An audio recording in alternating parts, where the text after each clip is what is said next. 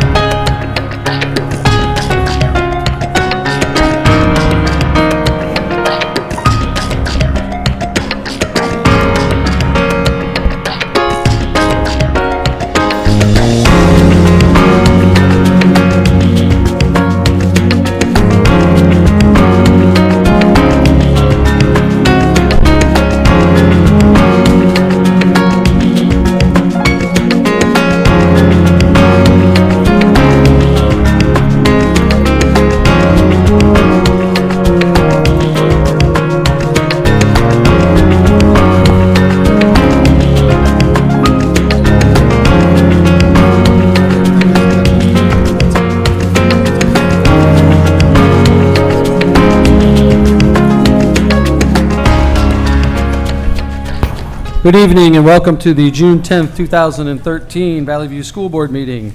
Mr. Venegas, would you please lead us in the Pledge of Allegiance? Yes, sir.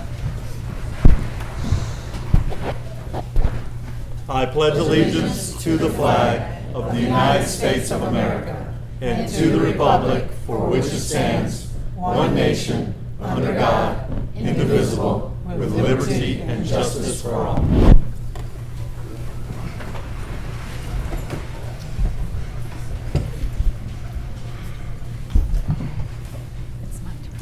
Ms. Hanson, the board affirmation statement.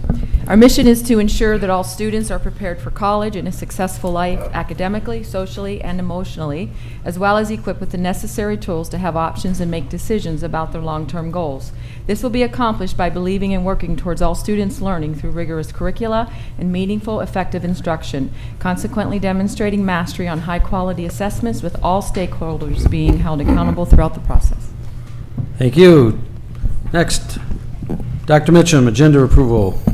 Yes, Mr. President, I'd like to ask the board to remove action item 11.1, Educator Effectiveness System, PD 360, and move item 7.1, Knights of Columbus Fundraising Disbursement, to consent agenda item 6.9. Then I ask that the board approve the agenda as presented. So moved. Second. We have a motion and a second. Is there any discussion? All those in favor say aye. Aye. Opposed, same sign. The ayes have it. Mr. Gazafi, monthly report. Yes, monthly Treasurer's Action Report 5.1 for May 2013 includes the usual variety of financial reports. You'll notice the interim obligation payments are a little higher than usual to account for the interest-only debt service payment levied in the month of May. So the total interim obligations for May, $6,265,832.25 for your action this evening. Motion. So moved. Second. Motion and seconded. Since we're spending money, roll call vote, please. Member Venegas? Yes. Member Campbell? Yes. Member Sikora? Yes. Member Felice? Yes. Secretary Hansen? Yes? Vice President Gugis? Yes. President Quigley? Yes. Schedule of bills for June totals $1,795,153.96 for your consideration this evening. Motion to approve. So moved. Second? Motion and seconded. Any discussion? Hearing none, seeing none. Roll call vote, please. Member Venegas? Yes. Member Campbell? Yes. Member Sikora? Yes. Member Felice? Yes. Secretary Hansen? Yes? Vice President Gugis? Yes. President Quigley? Yes. Next. The Gary. remaining report, summary of investments, property taxes received, state funding update, and the school's trust activity accounts are all there for your information. Happy to answer any questions you may have. Any questions of Mr. Gazafi on the following? I saw in the state funding update we're only $500,000 lagging in that. How far are we lagging in that $500,000? That probably goes back to March, and it's primarily in the area of bilingual funding. The bulk of that is all bilingual. While we're talking about state funding, you want to briefly kind of go over the $1.2 billion that COGFA identified with the state, or are you followed up? Have you been following that? Is that the additional, That's the one-time found money that they had? correct, yeah. Yeah. I I mean, think- I can do it, or you, go ahead. Well, the byproduct, at least the way I understand it, is the governor's proposed budget will not be what schools will actually receive. It was pretty draconian in terms of the reductions in both general state aid and transportation funding that schools are reimbursed for their expenses the year prior. The legislature has put forth a little bit more optimistic budget that will basically hold the line from last year's budget, meaning we should receive the same state funding amounts that we received in the school year that we're just wrapping up now. So that's, again, better news. It's still below what we've received in the past, but again, it does leave us still short in terms of state funding reimbursements from what our compared to our expenditures. COGFA is the governor's, it's a commission on government financial forecasting and what have you. It's what the state of Illinois bases its financial position on, how much money they have to spend, basically. They're the ones who tell the General Assembly what their forecasts are and their predictions.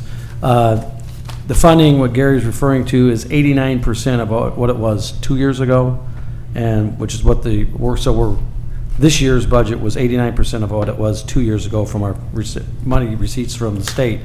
The unfortunate thing about this $1.2 billion that they quote found is it's a 1 year, maybe 2 year found amount of money due to the income tax increases.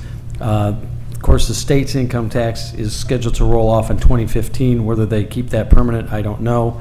Nobody knows that for sure, but it's not going to be a $1.2 billion every year, of which about 400 and some million of that went to education, I believe, this time around. I don't remember the numbers, but so we're holding a line this year. They're holding a line on the money that they're giving to the school districts for this year from last year's levels. We don't have any guarantees of that going forward. So for the budget year that we're going into, we should be okay. It's the year subsequent to that we might be in trouble. Next, approval of board minutes, consent agenda items. Dr. Mitchum. Yes, Mr. President, I would like to ask the board to approve consent agenda items 6-1 through 6-9, 6-1 board meeting minutes, May 28, 2013, 6-2 executive session meeting minutes, May 28, 2013, 6-3 resolution number 1461, transfer of funds from working cash to education fund, 6-4 resolution 1462, transfer of funds from the education fund to department services fund, 6 recommendation to extend related services contract with Easter Seals Joliet Region, 6-7 Valley View Educational Enrichment Foundation 2013-2014 grant acceptance, 6-8 gifts for Jonas Salk and Hermanson Elementary Schools, and 6-9 Knights of Columbus fundraising disbursement. Motion. So moved. Second? Second. Roll call vote, please. Can we have questions? Oh, yes, please. Okay, I had a question and I emailed Gary about it. Why are we taking funds, putting them into the education fund, and then taking them out of the education fund and putting them into another fund? Why are we doing that? Sure, let me explain the two transfers. A couple years back, the legislature passed a law that says if you don't transfer interest out of the working cash fund, it becomes permanently a part of the working cash fund. And so at that time, we made it a practice, if you will, to transfer all interest earnings from working cash to the education fund, the fund most in need. So that explains the first transfer. Second transfer from education to debt service is a requirement due to the state accounting protocols that require all lease payments for technology, computers, copiers, what have you, to be paid from the debt service fund. Unfortunately, the debt service fund does not have a dedicated revenue source other than the property taxes that flow into the debt service fund to pay for outstanding bonds. And so as we make technology decisions, purchases, leases, they are typically funded out of the education fund, but are required to be paid from the debt service fund, thus the annual transfer. Thank you. We have a motion and a second. Any other discussion? Roll call vote, please. Member Venegas? Yes. Member Campbell? Yes. Member Sikora? Yes. Member Felice? Yes. Secretary Hansen? Yes? Vice President Gugis? Yes. President Quigley? Yes. Moving down the agenda, I'd like to welcome the Knights of Columbus to the Mr. Howard, and please introduce your guys.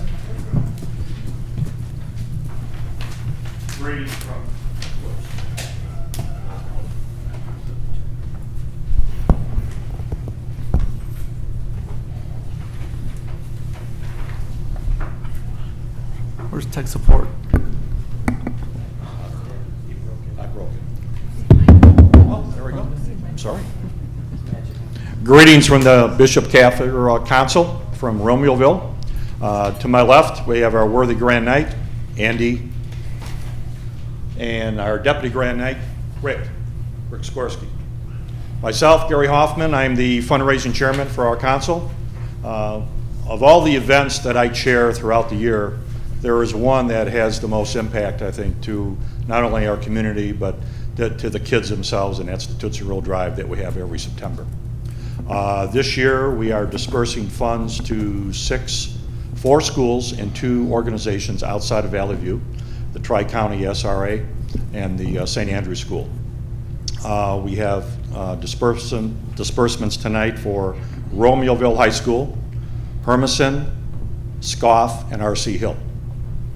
And I'm going to tell you, this year we set another record, and that's due to the support that we're also getting from the schools.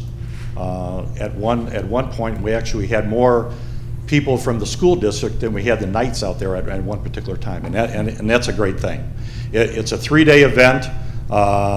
Next year, it's going to be the 19th, 20th, and 21st of September. It's always around that third weekend of the year. So I will be soliciting once again next year, as soon as school starts, which I believe is August, last week of August. So, okay, so I'll be out looking for help again. You know, all the events that we do, the common response from the public is that, man, it's a lot of work. And I want to tell you, when you're a knight, it becomes a labor of love. It's no longer work. So with that, I got the checks here. The real checks are coming. I just made up some kind of phony checks just to make it look real good. Yeah. But like the state, though, we will not be behind in the checks. I guarantee you're getting the money.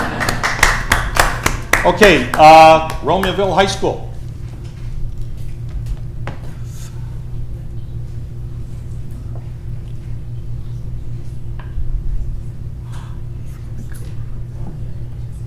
Congratulations. You received $500.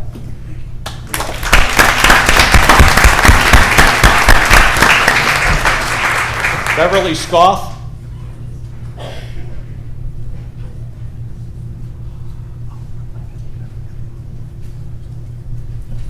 Congratulations.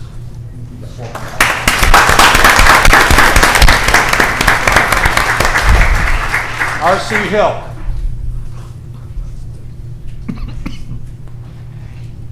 Congratulations, $300.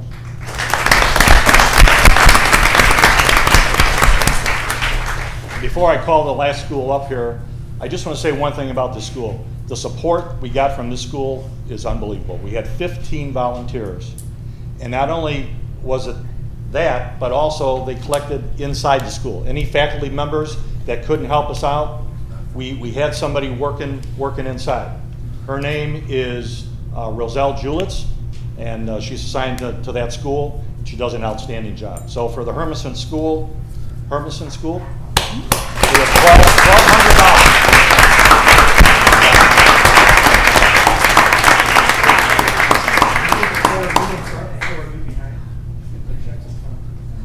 Checks.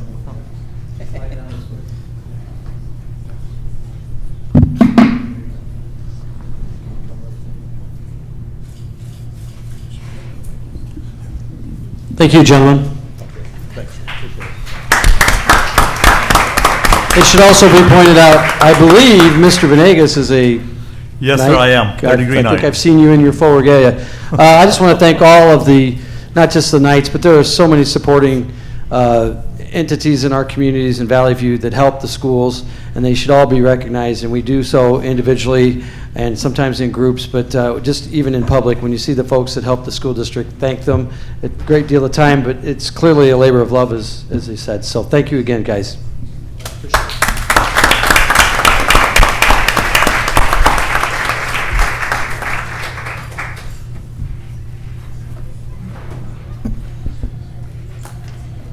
Next, state track qualifiers. You can tell them they're the ones with the medals on their necks. Bring them up. I'm not sure what the pecking order is here. Tim Weiler, Jane Addams Middle School, There we go. Assistant Principal. Hi, I'm going to introduce one of our assistant coaches, Mrs. Jackson. She's going to introduce some of our state track runners that also placed at state this year at ISA tournament. So I'm going to turn it over to Mrs. Jackson. Hello, thank you. Well, we had a great season. It was an awesome season. We had 11 state qualifiers to go down to state, and we had 10 who actually placed in the top 8. So we had a great season and a great year. So I would like to introduce our members. Jamie Parakas.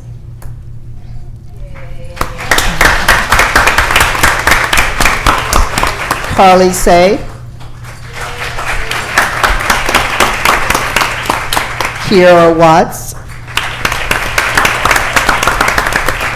Zion Bell. Jacob Parakas. Josh Parakas. And Caleb Robertson. And we have several members who are not here tonight, but they deserve recognition also. We have Jocelyn Clark, Danielle Singh Pami, Darian Cole, Joseph Yesufu, Taji Robinson, Elijah Porter, Clayton Harris, Jawan Robinson, Allie Playton. And just to start with Allie. Allie was the first-time track member, and she placed 15. She ranked 15 out of 45, even though she was ranked 30th going down. So we was very happy, even the 11th player who did not place a state, but she still did so well. And just to let you know, for the 400-meter dash, we have Jamie, who placed 6th downstate. We have the 4x200 relay. They placed 3rd, and that was Jamie, Kiera, Jocelyn, and Carly. And Danielle was also the alternate. We had Carly Say, who also ranked 9th place in the long jump, first year doing the long jump. So she is a natural.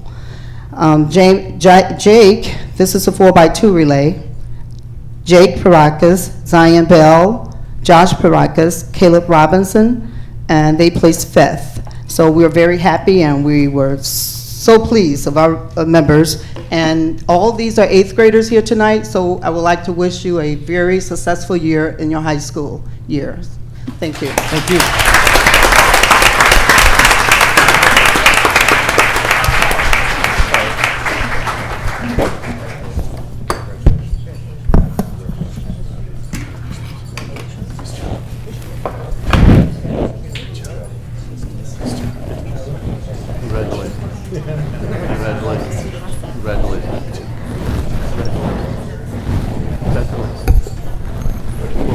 Next up, Humphrey Middle School. Good evening. Thank you. I'm Dan Laverty, principal at Humphrey Middle School. At this time, I'd like to introduce Coach Ipama to talk about our track qualifiers. Thank you guys for having us. I'd also like to thank the school board, president, superintendent, and everybody else for continuing to have interscholastic sports. It's a great time to grow with these kids and take them down in competition. The one student we have here today is Jay Sean Harrington. Jay Sean was a first-year thrower for us. He's been on our basketball team for 2 years. We talked him into coming out, and he did exceptional in the shot put for the first time going. We expect him to come down again next year.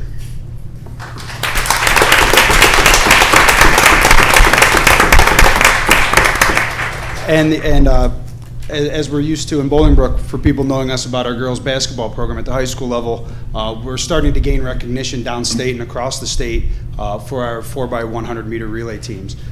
We sent our 8th grade boys and our 7th grade boys down here, with our 8th grade boys taking 9th place just out of medaling, and our 7th grade team taking 12th place, again, 4 spots out of medaling. Those boys were Vashawn Burns, Matthew Merriweather, Tyler Elmore, Jazante Howard for the 8th grade team, and Mark Brown, his brother Marshawn Brown, Jalen Plexico, and Jesus Bravo for the 7th grade team. Tyler Elmore and Jazante Howard also took 5th and 8th in state in the 100 meter dash respectively, and Tyler also medaled and took 5th place in the 200 meter dash. It was well done by all athletes and our coaching staff. Thank you again. Thank you.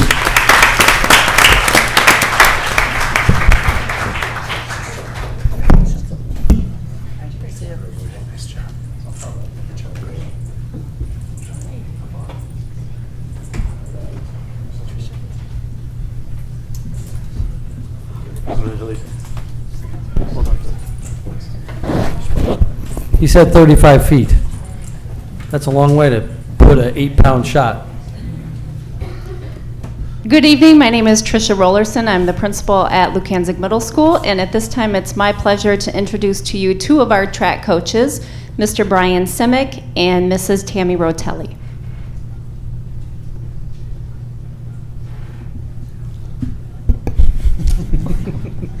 Thank you, Principal Rollerson, for the introduction. Good evening, school board, administrators, faculty, community members, and honored student athletes. First and foremost, Brian Simic and I would like to express our sincerest thanks for supporting interscholastic competition. It is with pride that I speak to Lukanzik Middle School's performance at the IASA State Track and Field Meet.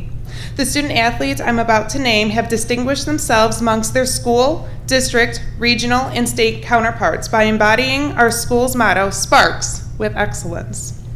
By keeping a positive attitude, they were able to compete in the classroom and on the track and field. By keeping a respectful demeanor towards themselves and others, they remained coachable all season and continued their learning journey as students of the sport. And lastly, they were able to show their successes by earning noteworthy grades and a place at the highest level of competition the state has to offer through IASA state competition. I'm going to talk about the student athletes who are not here, and then I'm saving the best for last. The first student athlete I would like to introduce is Mark Wallace. Wallace captured 14th place in the high jump with a jump of 5 feet. Next, Elena Hood earned 17th place in the discus with a throw of 68 feet 1 inch. Next, Janetta Jones placed 7th in the 200 meter dash with a time of 27.04 seconds. Next, Peter Miskovich also earned a spot on the award stand after hurdling himself to 7th place with a time of 16.5 seconds. Last but not least, my favorite, Christian Wagner placed 23rd in the discus with a throw of 108 feet 3 inches. Thank you all.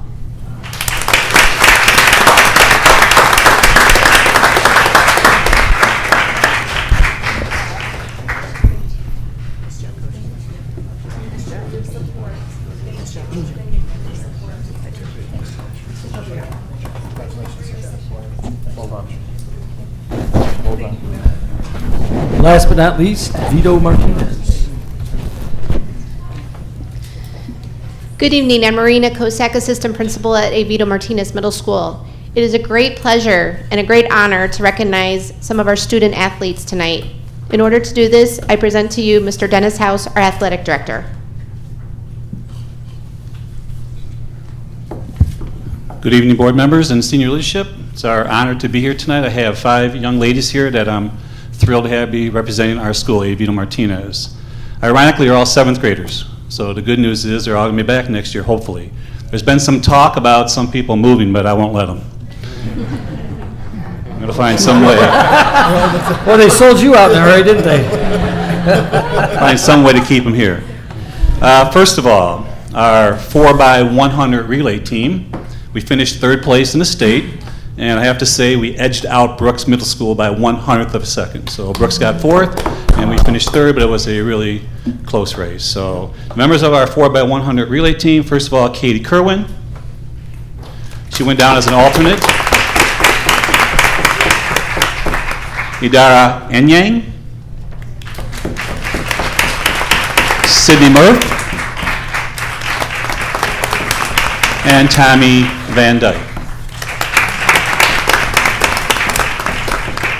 And our last young lady here is very special. I kind of feel a little bit bad for her because almost every meet we entered this year, she won by far the 100-meter dash all the time. I don't think she was ever beaten. So we went downstate, and she qualified in her first race and made it to semifinals. And in the finals, she ran, and it was so close that we almost had to wait for 20 minutes until the race ended because of the photo finish. And we didn't even know she was even. We thought she had gotten like state champion. Well, here she lost by 2/200ths of a second. Wow. And I don't know how they can tell on film that she was edged out, but we were told that. And she finished with a 33.33, and the winning girl was 33.32. So she's as close as you can get to a state champion right here. This is Alec Henderson.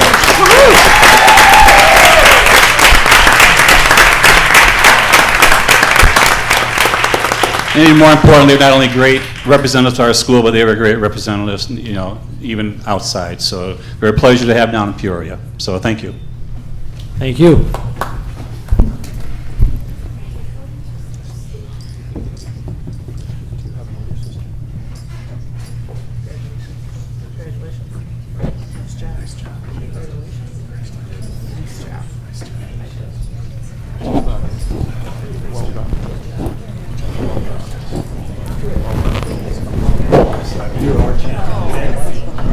You're our champion. Let's see, have a run on it.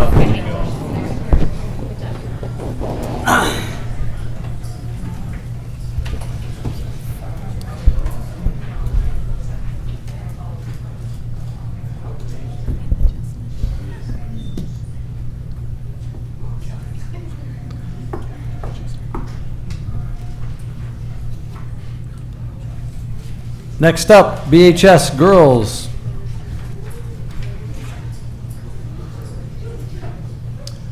Members of the board, community of Bolingbrook, I am very proud to introduce to you some of our members of our girls track and field team at Bolingbrook High School.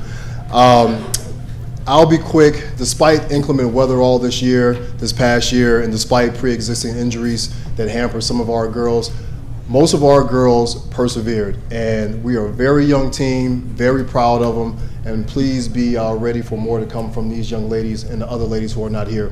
I also want to thank, I don't think they're here today, but my assistant coaches, Coach Frank Prill, Coach Tim Armstrong, Mary Dara, and George Stelfos for a job well done. None of this could have happened without them, and my AD, Mr. Rob Rose. These young ladies right here qualify for state for the 4x1, Open 100, Open 2, and Open 400. Deja Mitchell, she was our alternate for the 4x1. Deja?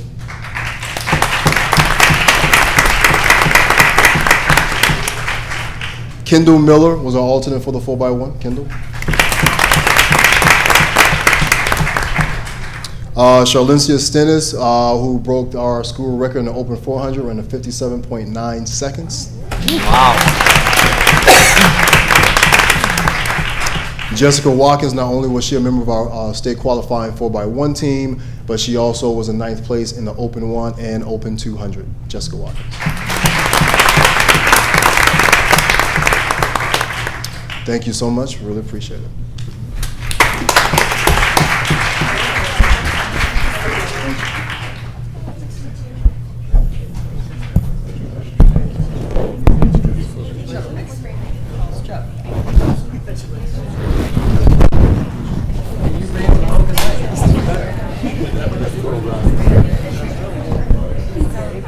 You guys notice she's got a cast.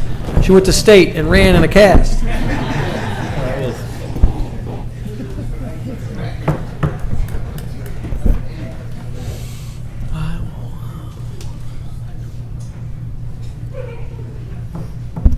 Next up, BHS boys track. Good evening, members of the school board, administration, parents. On behalf of the Bolingbrook Boys track team, I'd like to introduce some of our state qualifiers that are here. First of all, I'd like to thank Mr. Rose and my assistant coaches, Mr. Kyle Jakubik and Mr. Joe Murnick. We qualified in 3 events. Triple jumper, Parker Westfall, who unfortunately could not be here today. 400-meter runner, Peyton Chapman, who unfortunately had his wisdom teeth pulled out about 3 hours ago, so wasn't able to make it. But the rest of the 4x8 team with Peyton is here. They are the new school record holders in the 4x800. It's the first time we qualified a 4x800 team. So we have now qualified in every single event in the state meet. That's a nice thing to say. So I'd like to introduce Mr. Jonathan Cook.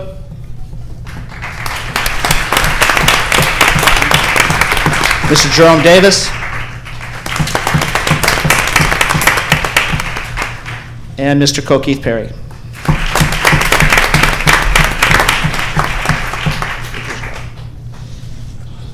It's here somewhere. There we go. Okay, and the nice thing is all 5 of the state qualifiers are underclassmen. They're all back next year. Thank you.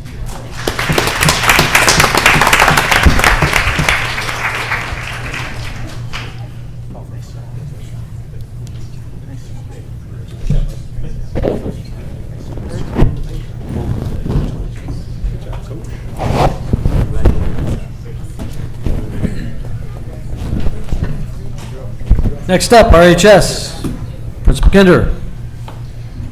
Good evening, President Quigley, Vice President Gugis, Secretary Hansen, members of the board, Dr. Mitchum, senior leadership, members of the audience, and members of the community. It gives me great pleasure to announce our head track coach is going to recognize our distinguished IHSA track qualifiers, Mr. Ted Rellstab.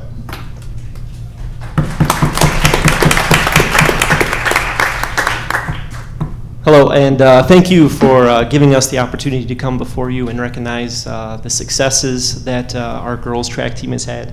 As a team, in every single invite, we finished in the top 5. Most of those invites, we were in the top 3. So not only did we have individually we did well, but also team-wise we did well. One thing, before I recognize the girls, one thing that I'm very proud of is all 9 of our seniors are going to be going on to college next year. And 3 of them are going to be competing in Division I schools. So that's fantastic. But in terms of the individual qualifiers, we had 3 girls that qualified individually, and we had 2 relays. So we built upon the success that we've had last year, and also brought home some state medals. But individual qualifier, we had Jaylene Perez, who qualified, or was an alternate in the 4x1 and 4x200 relay.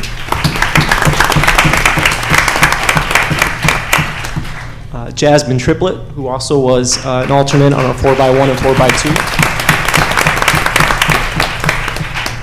Liz Jobin, who also was an alternate for our 4x1 and 4x2 as well.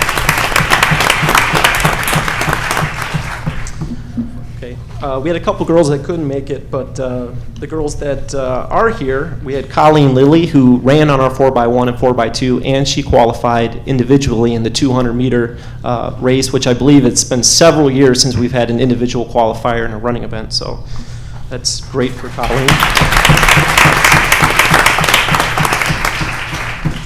And our last 2, both shot putters, and both qualified for the state meet. Jasmine Jones, who's been a 2-time qualifier, and she'll be a senior next year, so we hope continued success with her.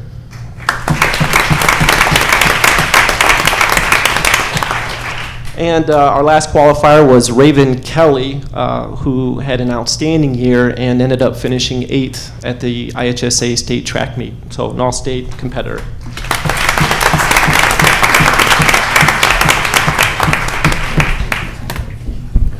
Thanks.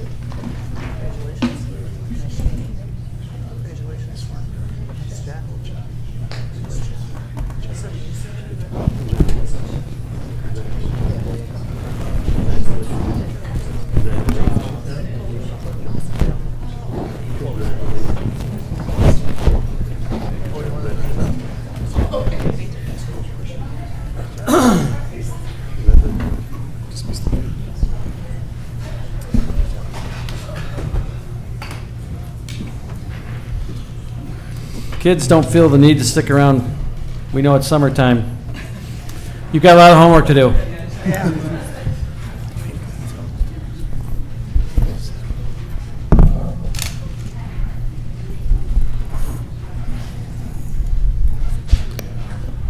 we clear the room, moving down the agenda, we have board liaison reports.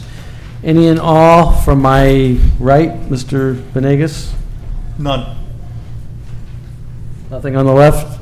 Mr. Gugis, I believe you have some stuff. I do. I think the community, the board is aware of the concerns about the Romeoville Junior ROTC program. And so at this time, I'd like to ask the board to create an additional liaison committee for the ROTC programs. And also, I'd like to ask that the board, on the next month's meeting, place an action item to pass to show the board's support and commitment and authorization to the administration to actively seek a senior military instructor for our program at RHS. Without such instructor, that program cannot continue. However, we have been given a 60-day probationary period to find such instructor from the Marine Corps. And I think it's important for our school district and our school board to send a message to the community that we support this program and that we want our professionals, Dr. Mitchum, Executive Director Hawks, to seek out a person that can lead that program for us, as it's been so beneficial to so many young men and young ladies in Romeoville and has a tremendous history.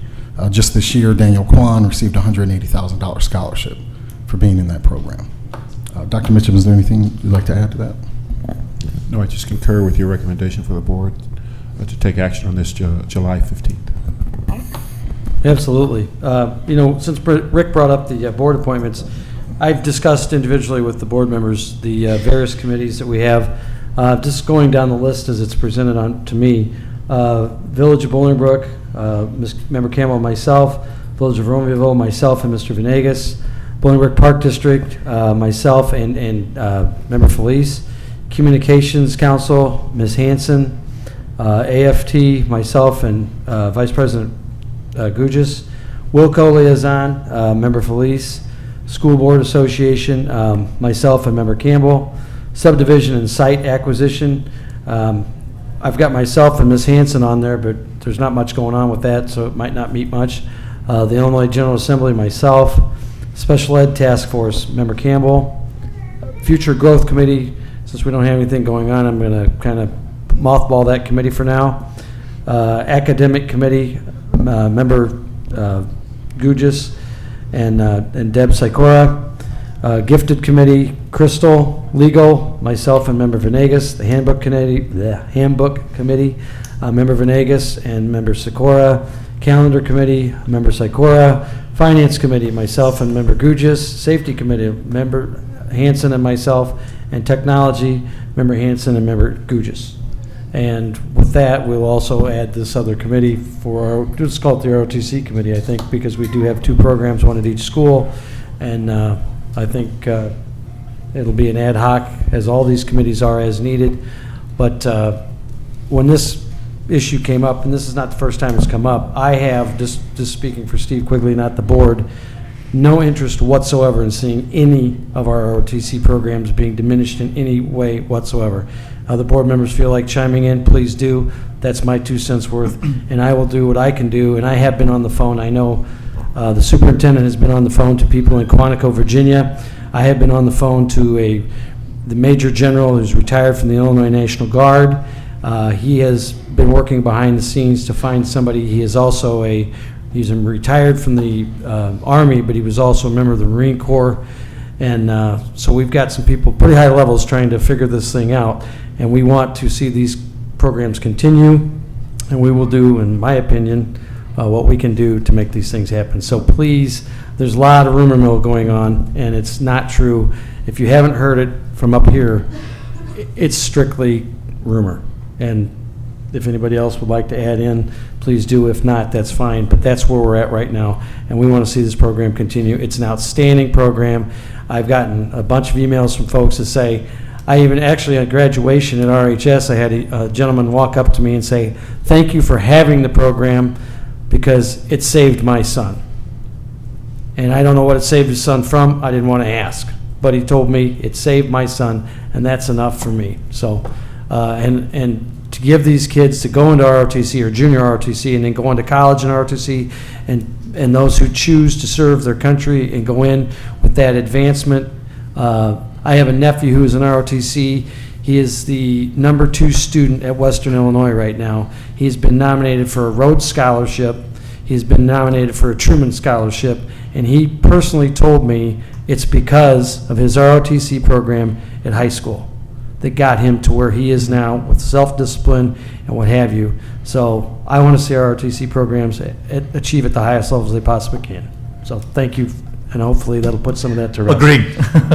I know that it's a big hot item right now in our community here in Romeoville, so we will do our very best to make sure that that program continues. So thank you, President Quigley. And thank you for all the people who've been working behind the scenes on this as well. It's just something, we're just trying to work it out, so. Any other liaison reports? As previously mentioned, the Illinois General Assembly has adjourned. They passed a budget. They did not do anything with pensions. There's a special session called for June 19th.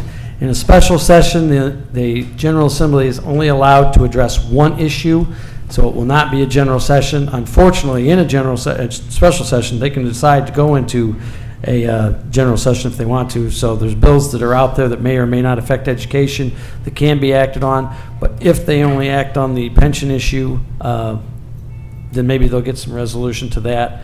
There's a great deal of money at stake, and so on and so forth. And I'm sure there's people in the unions that care about it. Teachers' unions care about it. We care about it because there's a lot of money that the state is in arrears in the pension systems, and they have to solve their problem. Their bond rating has been diminished many, many times now, and their bond rating affects every government entity's ability to borrow money in the state of Illinois, because some of our reimbursements are tied to the state, and if we don't get reimbursed, it affects our bond rating. Not just the school district, but municipalities, the county, and so on and so forth. So I do hope that they find some resolution to the big pension issues that are before them, and can act accordingly and get that resolved. This has been something that's been in the making for many, many, many years, but it has finally come to the head, and something has to be done. So, any other reports? Hearing none, seeing none, move down the agenda, please. Audience participation. Anybody who would like to address the board this evening? Please step forward, state your name and where you're from.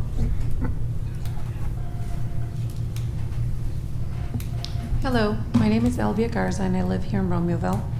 And my question is, I emailed 8 of your board members an email on Thursday, and I was just wondering why I didn't get a response from somebody.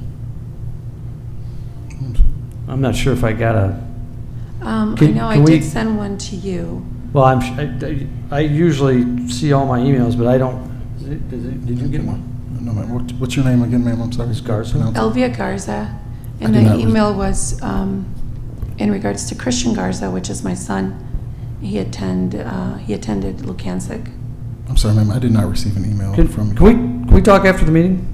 Sure. I'd like to talk to you privately after the meeting, because I don't recall seeing something, so I'd like to, rather than talk about it on TV, we can talk. Discrimination email. Yeah, Okay. Thank you.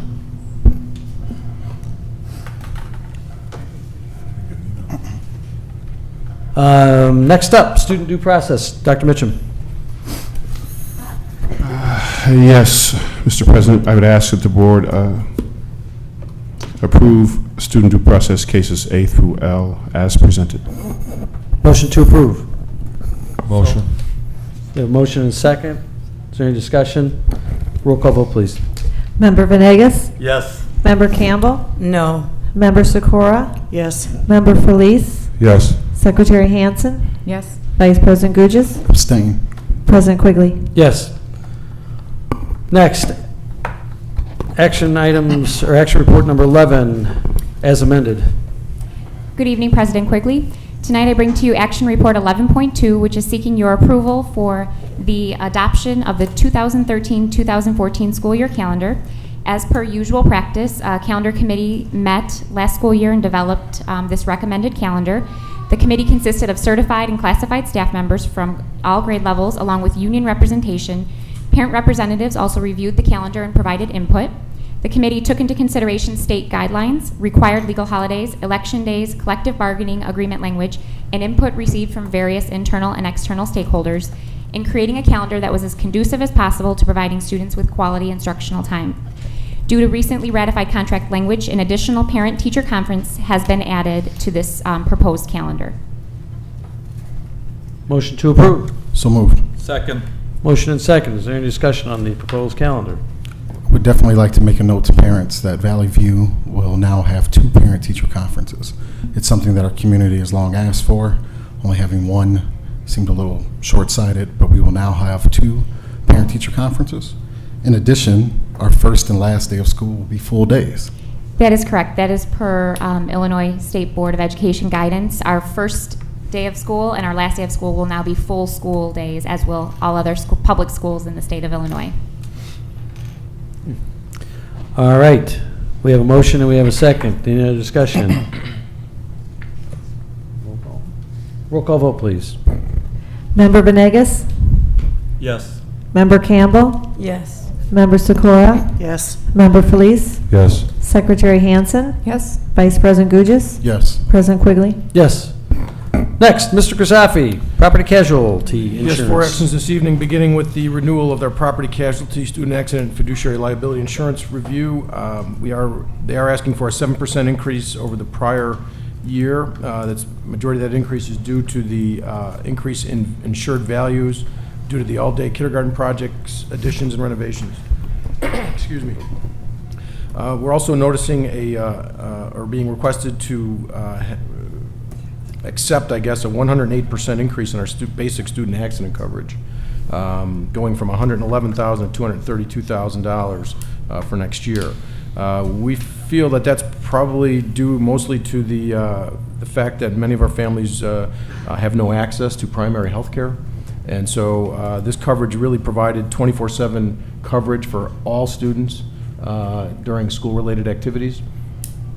And so at this time, we are recommending that we not renew the basic student accident coverage, but maintain the catastrophic coverage.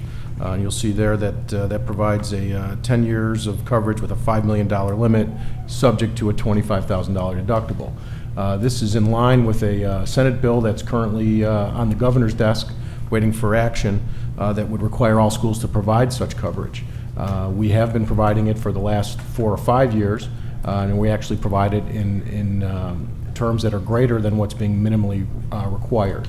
And so we do feel that the premium associated with that coverage, it's about $16,000, is relatively nominal, but it does give us a lot of protection, if you will, in case of a catastrophic student injury. Football injury typically would something that would come to mind. So again, we do feel that the basic student accident coverage was a nice perk, if you will, that we were providing our families. But in this trying times, difficult financial times, the fact that we've had a large usage of that coverage and it's caused our premiums to more than double, we are not recommending that coverage at this time. And so if you're comfortable with that, we are recommending that we approve the coverages as outlined in the executive summary for property, casualty, and fiduciary liability coverage for the next year under Mesereau Financial in the amount of $554,703 as proposed. So moved. Second. I can still make a motion. All right. We have a motion and a second. Any further discussion? Hearing none, seeing none. Roll call vote, please. Member Venegas? No. Member Campbell? Yes. Member Sikora? Yes. Member Felice? Yes. Secretary Hansen? Yes. Vice President Gugis? No. President Quigley? Yes. Next action is the trash removal and compactor rental contract renewal with Waste Management. They've been providing services for the last 3 years. At the time we let the contract, we had included a clause to allow us to add 2 additional years, one at a time, if the contractor and the school district agreed to terms. I'm happy to come back to you with the renewal with no increase for FY14 rather. Estimated cost to be $121,044. And again, they've provided very good service for us over these last 3 years, and we have no hesitation to recommend this renewal. So moved. We have a motion and a sec. Is there a second? Second. Any discussion? Hearing none, seeing none. Roll call vote, please. Member Venegas? Yes. Member Campbell? Yes. Member Sikora? Yes. Member Felice? Yes. Secretary Hansen? Yes. Vice President Gugis? Yes. President Quigley? Yes. Lighting replacements. Back in April, we presented an information report to exchange lighting in our large box areas of our buildings, primarily the gymnasiums and field houses at our 2 high schools.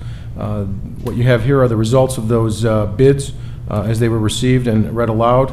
The material costs amount to $159,868 as proposed by our low bidder. We are looking to leverage the DCEO grant, estimated to cover $109,000 of that cost, leaving an out-of-pocket balance of $50,000, just over $50,000. But you can see from the report that the annual energy savings estimated are in excess of $51,000, leaving a return on investment or payback of under 1 year. And so we would like to proceed with this using in-house labor and awarding a contract to purchase the LED light fixtures to Wesco Distributors as the lowest bidder in the amount of $159,868. Motion. So moved. Second. We have a motion. Second. Second by Mr. Venegas, I believe. Any discussion? I will say it's well needed. I was going to second that. If you've been in the field houses of late, it's there's some dark areas, to say the least. We have a motion and a second. Is there any further discussion? If not, roll call vote, please. Can I, just one quick question, President?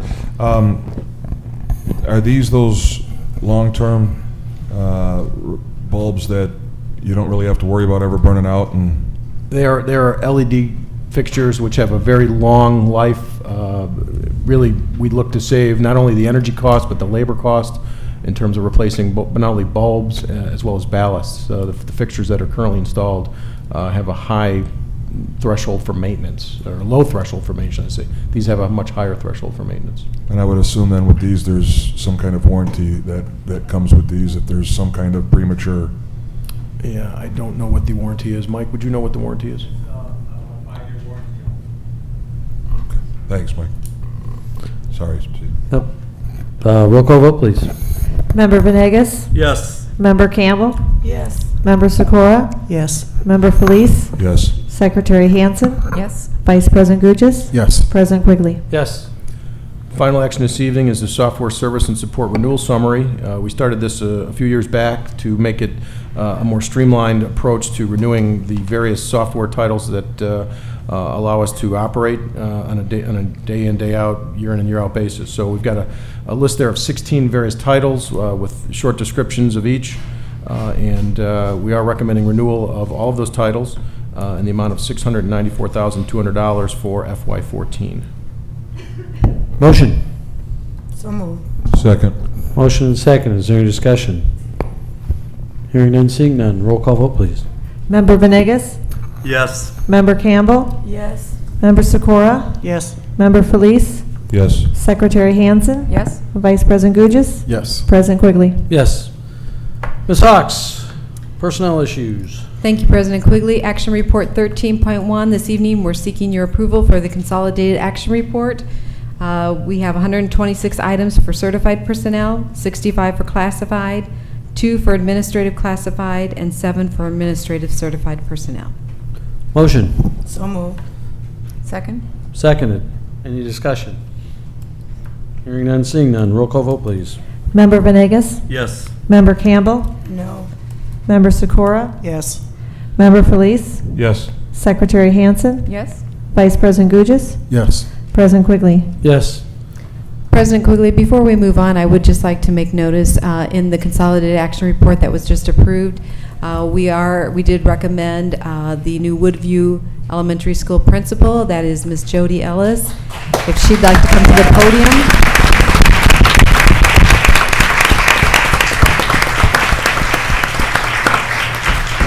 Jody is currently the assistant principal at a Humphrey Middle School, and she has not only her administrative experience, but she has many years of teaching at the elementary level too. Congratulations, Jody. Thank you. That is my daughter being really loud in the back, so if you need help at the Springfield, I'll loan her out to you. There you go. Good evening, board. They appear to be about the same age. Good evening, Board, Dr. Mitchum, Senior Leadership and Community. I'd like to begin by thanking the students and the staff at Humphrey Middle School for welcoming me to their family for the past 5 years. I'm proud to have joined them on their journey, and I'm excited for their future. I will truly miss working with Dan Laverty, who has been the best mentor, boss, and friend that I could have asked for. I'm looking forward to working with the Woodview students and staff and community to take achievement to the next level. I'd like to say that I didn't choose education, but education chose me. My mom's in the audience, and she can attest to the fact that I had my 1-year-old brother on a behavior plan when I was 3. He wasn't a good listener. I plan on bringing my love and passion for education to Woodview, and I'm eager to get back to my elementary roots. Thank you.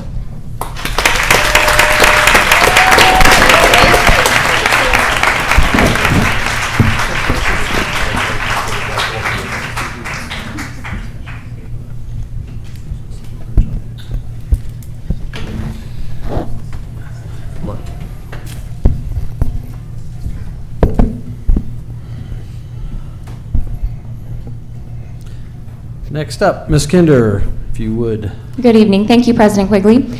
Tonight, information item 14.1 is an academic progress update for spring 2013. I am pleased to share this academic progress update with you this evening with the board and our Valley View community as well. This brief report will give you a glimpse of the progress that our students are making due to the tremendous efforts of our teachers, paraprofessionals, administrators, and support staff. We have a great deal to celebrate here in Valley View, and we also have a renewed focus and energy to sustain our gains, to continually and improve and refine our efforts.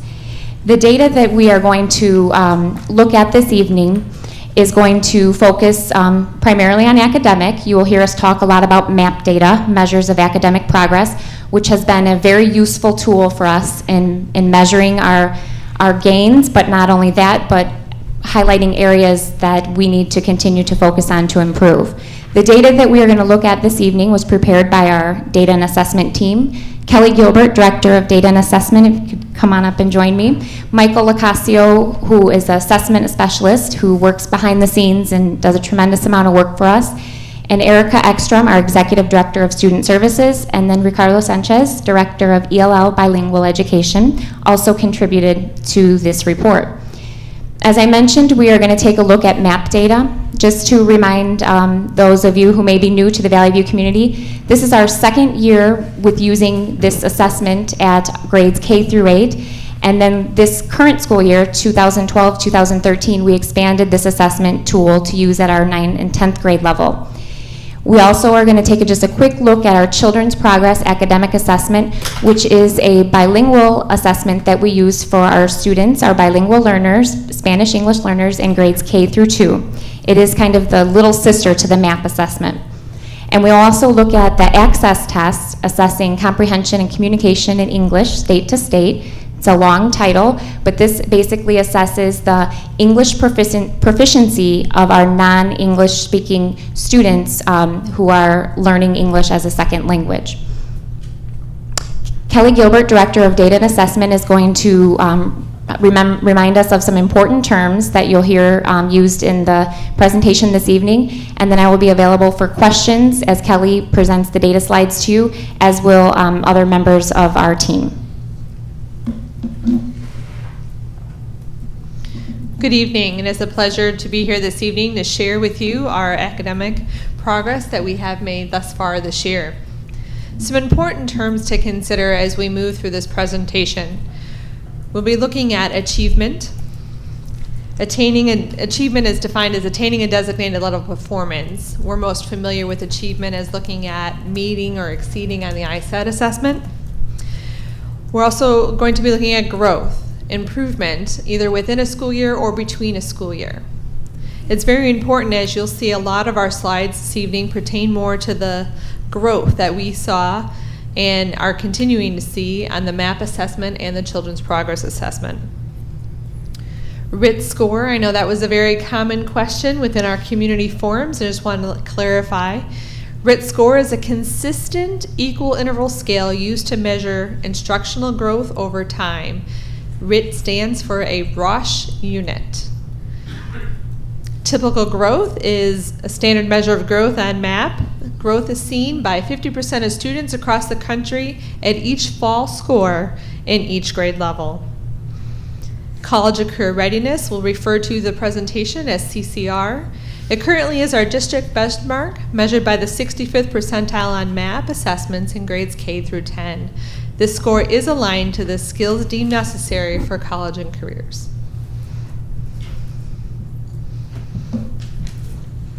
As we get into our first slide, we begin to look at typical growth within reading and math. Reading is represented in your red bars and math in your blue bars. As a point of context for our conversation, I included a national average horizontal bar that you'll see throughout the graph. Typical growth, again, is growth seen by 50% of students based on their fall RIT score. This graph represents all of our students in Valley View in grades kindergarten through 10th grade. And you can see in almost every instance, we have met and or exceeded the national average for typical growth this school year within the MAP assessment. Going more closely into our data, beyond our grade levels, includes information by subgroup. This information looks at our African American population, Asian, Caucasian, Hispanic, multiracial, IEP, which stands for our students with an individual education plan, and ELL for our English language learners, all taking the MAP assessment. And you can see in every instance, for all subgroup information, the percentage of students is exceeding that of the national average. More importantly, we'd like to highlight our special education students and the work that they've accomplished and progress they've seen this year. The first box on the left, you'll see on the bottom, lists all IEP students. This is all students with an IEP, and you will see across the bottom each of the different categories represented within an IEP. When you get to the final three columns for supported ed, 0 to 20, 21 to 60, and 61 to 100, that is representative of the co-teaching as well as self-contained classrooms. More importantly, the self-contained is in the cross-categorical, and then you have the 0 to 20 up to 100% represents the intensive support spectrum, 0 being less to 100 being most intensive support within the general education classroom. As Kelly mentioned, the last three groups that you see are inclusive programs.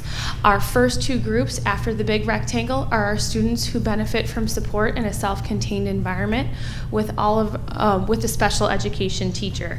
After working with various directors and building administrators, as well as giving feedback from some of our teachers in various programs, with regards to our math data.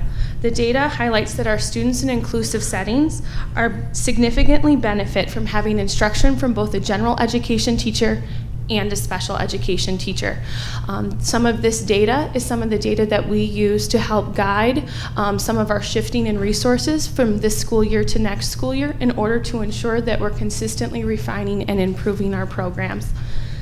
Also, some of the data that we see in the significant gains is with collaboration from our curriculum directors. Previously, our 9th through 12th grade cross-categorical classrooms were already implementing the core curriculum that we saw in the general education environment, and we moved those supports and shifts all the way from kindergarten through 8th grade as well, with also a focus on interventions with mathematics. Can I ask a question right there? Special education seems to be a little outside our norm. In the previous data that we've seen, we see that we are exceeding the national average in most of those cases. However, in special education, that does not seem to be the case. I guess my two questions are why, and what are we doing to address that? We're talking about two different types of measurement of data. When we look at our ISAT data, we're talking about a criterion or standards-based assessment. So that's looking at the standards that the state is measuring our students in, and MAP is looking at a growth-based model, how much the students are growing. Our department is committed to looking at both sets of data. It's important for us to ensure that our students are meeting those rigorous standards, so we're anxious to see what our ISAT data looks like this school year, as well as other forms of standards-based assessments, whether it's our school report card data or our curriculum common assessments. So we look at that data to make sure that our students are increasing and the percentage of students who are meeting those standards. The measures of academic progress, though, is looking at the students' growth. So some of these students may be starting with significant deficits, so we're looking to see how much they're growing in order to close those deficit gaps. I guess I understand that, and we look at multiple sources of data. But I think the question still remains, why in these categories in comparison to the national average are we in several of them below the national average? Well, first of all, the light blue is the data that they had last year. And then our dark blue data is the data that they have this year. What we do know based upon this data is that one of our focuses for next year will be looking at the curriculum and the supports that are evident in our self-contained programs with mathematics. We definitely need to do some curriculum work and focus there. What I can say is in our inclusive programmings, there were significant gains. Supported education, 21 to 60%, was below the national average last year, and they increased, as well as our 61 to 100%. They are right there. The margin of error is a little bit greater with that group due to the fluctuations in numbers. Member Gurgis, basically speaking, your question is why are we below the national average, in particular in some of those categories? That was one of the reasons for our program evaluation, because we recognized that we were below the national average, and as a result, we had to contend with the fact that something had to change in relation to how we were delivering our curriculum to ensure that we were able to affect an increase from where we are to the national average. From the perspective of where we're at, clearly we want to see significant growth on our RIT scores from fall to spring. Because we are below the national average, that leaves room for considerable growth in relation to other schools that may be at the national average or above the national average. So although we celebrate the fact that we are getting significant growth from fall to spring, we also recognize that that should be an expectation of our district given our baseline data, which indicates that we are below the national average in some instances. So as you look across our district as a whole, part of the things that we have indicated we want to happen is to ensure that we get our kids at the college and career readiness benchmark, as many of our surrounding districts are, recognizing that there is a significant number of our kids that are not at that benchmark. So as we go through these slides, you'll begin to see that there are areas in which we have got significant growth in relation to past growth as a result of some of the programmatic changes we're making. And until such time our kids are at that college and career readiness standard, the expectation of this community and this board should be that you continue to see those types of significant growth until such time the room for growth begins to diminish. I guess maybe I'm just not wording this right. I guess I understand all that. What I'm asking, I'll be very specific. Cross-categorical, emotional disturbance. We were flat and we lost ground from last year in those two areas, and they're significantly below the national average. Given how low they are, that should have been an area that we could have made tremendous growth. But we didn't, and I guess I'm asking why and how are we addressing that? And we can pinpoint on those two areas specifically. Sure. It is important to note when we look at cross-categorical, that contains students who may have cognitive impairments, but we are very cognizant of where they are starting, and so yes, growth is to be seen. To answer your question specifically, with curriculum, in some of our self-contained programs, the standard across the district, it has more recently changed to be standard at middle school, and prior to that changed at high school. The standard was that students in self-contained programs did not always receive the standard universal curriculum that all other students were receiving. Some self-contained program students were receiving a more skills-based curriculum. That has been changed. And we have also moved to a more inclusionary model where more students are involved in mainstream co-teaching settings where that is appropriate, as Erica has mentioned. And we are seeing great gains from those areas where we are moving to a greater inclusion model. So the fact that we're going to be able to offer more co-teaching settings for our students, that is another issue that we have addressed through shifting our staffing to basically have every single student who it is appropriate for moved into the mainstream classroom with special education teacher support. In some cases, for example, one of our middle schools where we did that, and there was only a very small number of students who were in self-contained, we saw tremendous growth. I'd ask Erica to comment on that. Credit to Dan Laverty and Jody Ellis for some of their leadership and guidance at Humphrey. One of the things that they did is what you're seeing here is what's called a service delivery model. What research tells us and what Humphrey demonstrated is that when students have access to the general education curriculum in the general education environment, students who have mild deficits or mild disabilities really respond well to being in those environments. When Humphrey moved from having approximately 64% of their students in the general education classroom to having well over 85% of their students in the general education classroom, we saw typical growth in every single student except for 1%. So that helped us greater identify who needs cross-categorical support. So one of our goals for next year is to really look at the framework and identify students who appropriately need that support. Credit to our cross-categorical teachers. They're often called to differentiate for 3 different grade levels across 13 different disability categories. We need to support our teachers in really developing a framework that identifies those students right from the get-go. So we are starting that cross-categorical committee for both elementary and middle school to focus on identification, framework, and curriculum. And we'll be doing the same supports for our emotional or our ED program, as well as working collaboratively with community partners. For students in this program, they really benefit from community wraparound supports. So we're going to be working with community members to make sure that those students are getting the appropriate counseling support, psychological access to those community resources to help bolster some of that data as well. I think sometimes when the children were in a special ed classroom, they weren't even exposed to a lot of the concepts that were being taught in a regular ed classroom. So by inclusion, they're now being introduced so that when they see it on a test or they see it on something, they recognize it and they can do much better than they did before. A couple of months ago, we had a restructuring of staff, and we were trying to figure out the support staff. And are we at risk with that change now, or because it seems like in those the cross-categorical and the emotional disturbance is because of the support changes? Could that get worse because of our support changes? It's actually quite the opposite.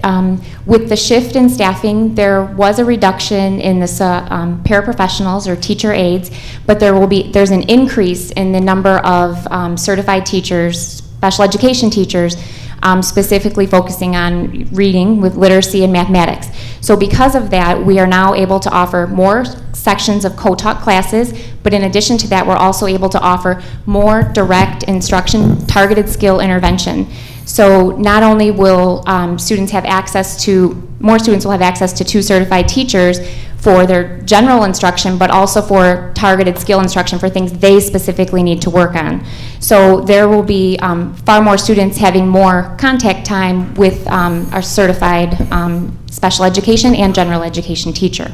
Excellent, thank you. And Mr. Laverty's framework or pilot at his school, the data that was rendered as a result of that is part of the driving force for us to make this change, because he had a model for the types of changes that Erica is has requested and have since been approved that demonstrated a much greater growth than that self-contained model. So we'll see some significant improvements with that model. We have always committed to that, and we continue Excellent. to. Thank you, sir.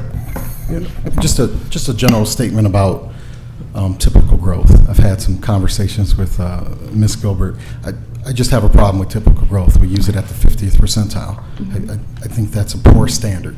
If I'm quite honest with you, I think using the 50th percentile to determine growth for all students lacks rigor is not the right word, but lacks the challenge that I think and the expectation, better yet, that we should have for our students. So at a bare minimum, I think our expectation is the national average, given typical growth is based on the 50th percentile.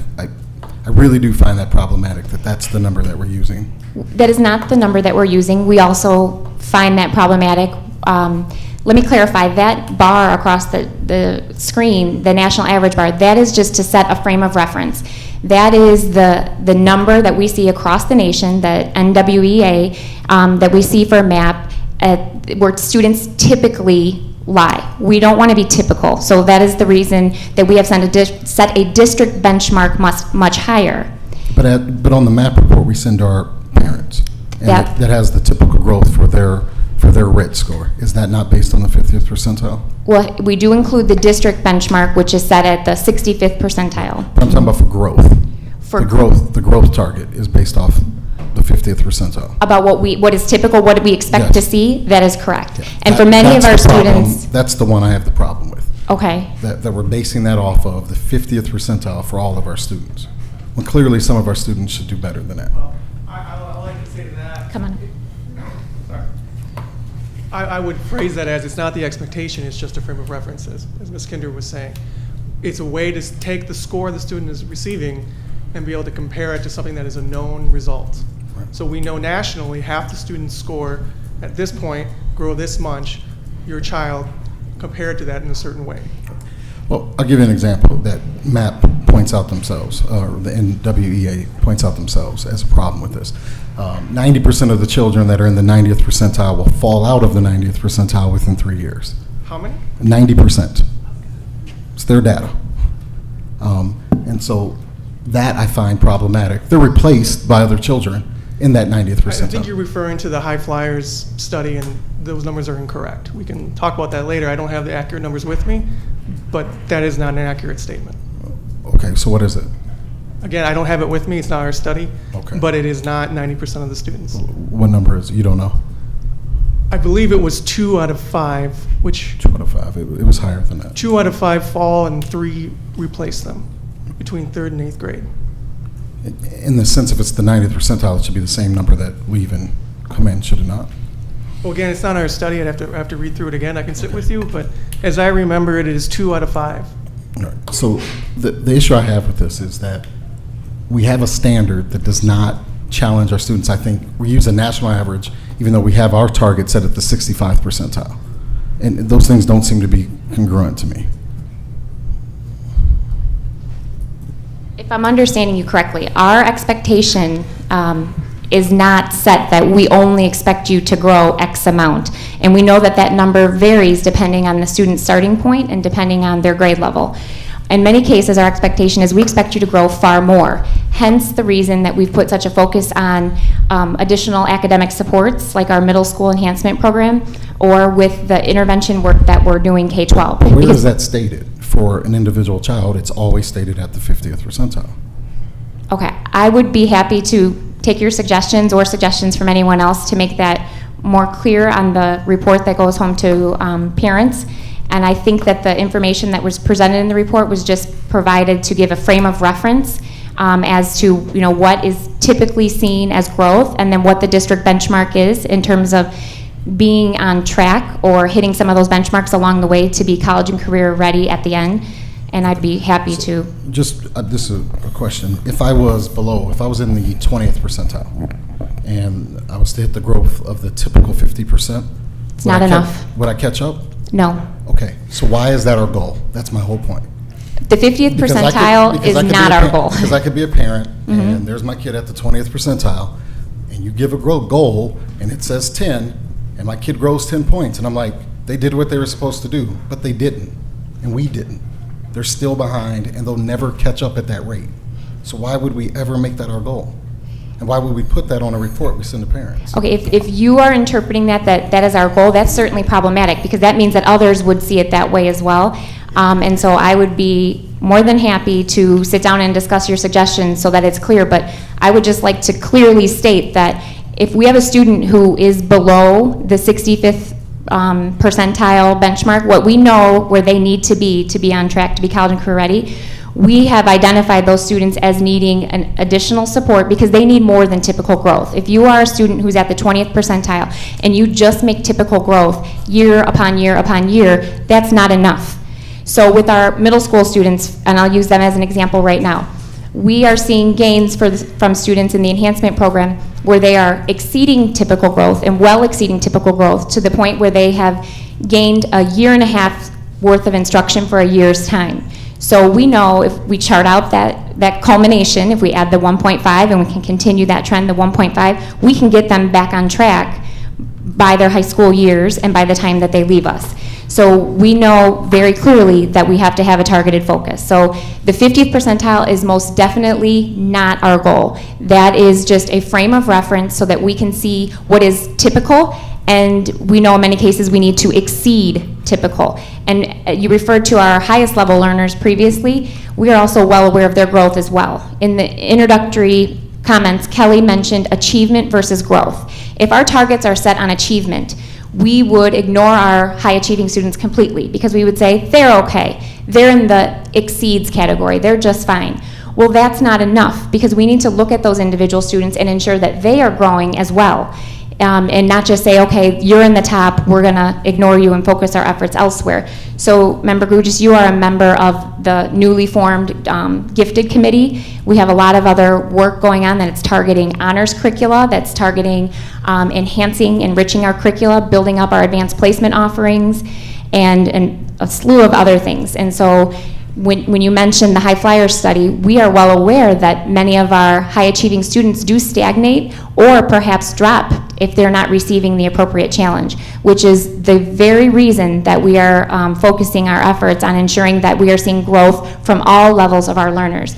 A more intense level of growth is needed for our students who are significantly behind, but we cannot lose sight of our students who are high-achieving or those who are right on target because we don't want to lose them.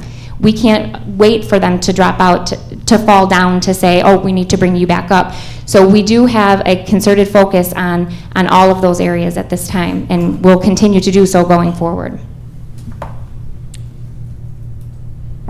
Yeah, I don't, it should not be confused what our goal is and what the frame of reference is. The frame of reference is the 50th percentile, but our goal has always been the 65th percentile, and we set all of our interventions based on that 65th percentile, not the 50th percentile. It's just a reference for which to say this is the norm, but our expectation is the 65th percentile, and anybody who is not at that 65th percentile is where what Rachel Kinder indicated, we will put interventions in place to try to get them there. But when you get a MAP report, for those of you who are parents in our district, when you get that MAP report, it says your child started here, 180, and they finished at, their goal was 10, they made 10, they're at 190, and that's based on the 50th percentile.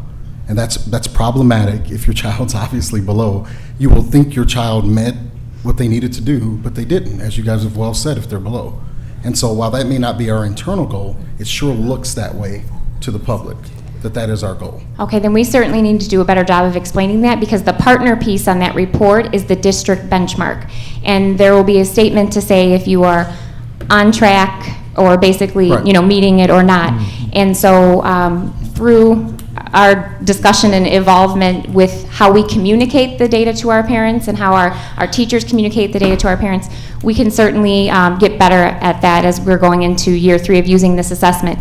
But for example, if you look at this slide here, we do have the frame of reference of what our college and career readiness benchmarks are set at. As on the MAP report, we reference what the district benchmark is set at. So again, I'm certainly open to suggestions on how to make this more understandable. It has been an evolutionary process because We went from not having any tool like this ever in this district prior to Dr. Mitchum's leadership to actually having an assessment tool that can help us guide our decision making, and then not only guide it, but help us ensure that we are moving in the right direction along the way. So I certainly hope the way that we communicate to our parents and to our teachers and to our administrators improves year upon year as we get better at using this information and communicating about this information. So I welcome your comments, and that is also going to be an ongoing focus for our community forums next year, and our interaction with the community is truly helping our parents to understand what this information says, but not only what it says, what we can do about it as parents and partners in students' educational process. So if I receive this report and it says this, what does this mean? What resources can I turn to? What can I expect? What should I see? How much support should be put in place? And that is really going to be a continued focus for us to improve on next year. All right, thank you. Thank you.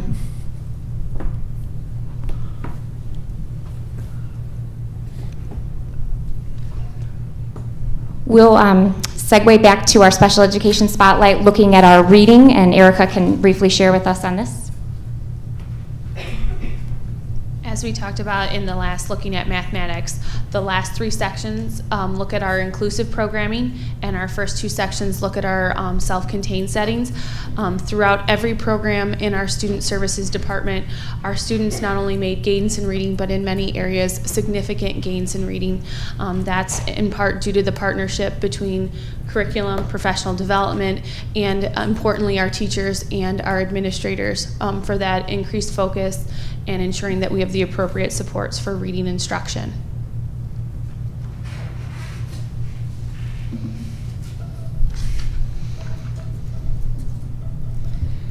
Our presentation today goes on to share more information about the RIT growth. It does look at, again, the typical growth that is seen. I also would like to add one additional commentary with the look at typical growth. When one implements an assessment system, as we did with the MAP implementation last year, one thing that was very important for us was to look at the national norms, to put that point of context in relationship to the information that we had. And that is what we did with respect to typical growth, as well as looking at the percentage of students that were meeting this. It wasn't until after we implemented the assessment of the MAP assessment that NWA did release a study for college and career readiness.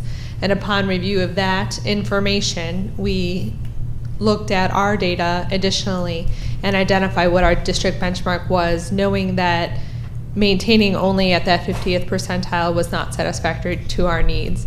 And so when looking at the point of information, one opportunity I've had to share with parents when they do their own research on the NWA website, it does not reference at all college and career readiness.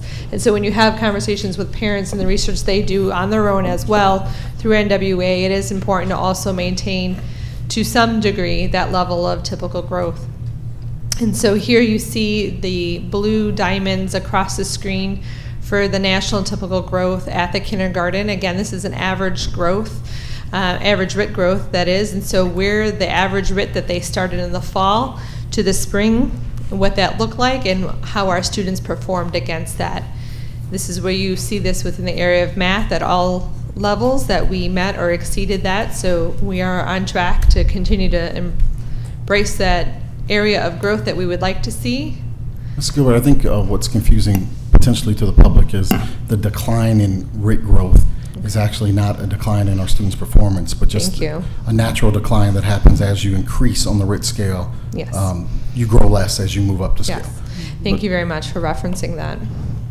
And that is with a national study. NWA, the Northwest Evaluation Association, is the parent organization of the MAP assessment.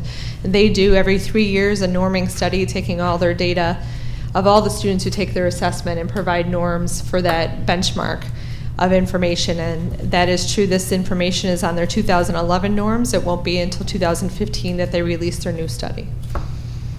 Additionally, it takes about 3 to 5 years of data points to identify your own local trend, and so we're on track with identifying what that local trend is too.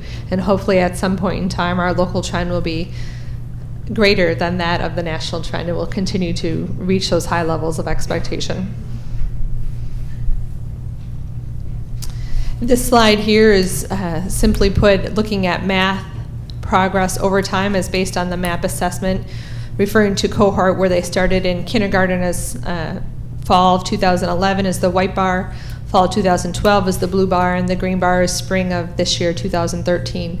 So just the point of reference that we are continuing to grow as the students progress through the grade levels, both in math as well as in reading.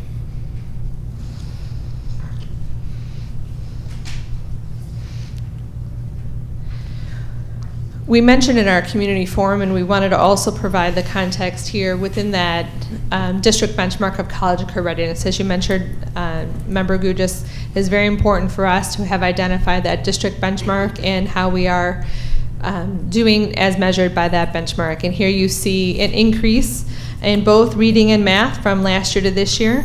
There was a question asked within the community forum, can we see data for spring of 2011 as it is referenced to college and career readiness? And as Ms. Kinder indicated, we only implemented the MAP assessment last year, and so the benchmark of college and career readiness is only available for last year and this year.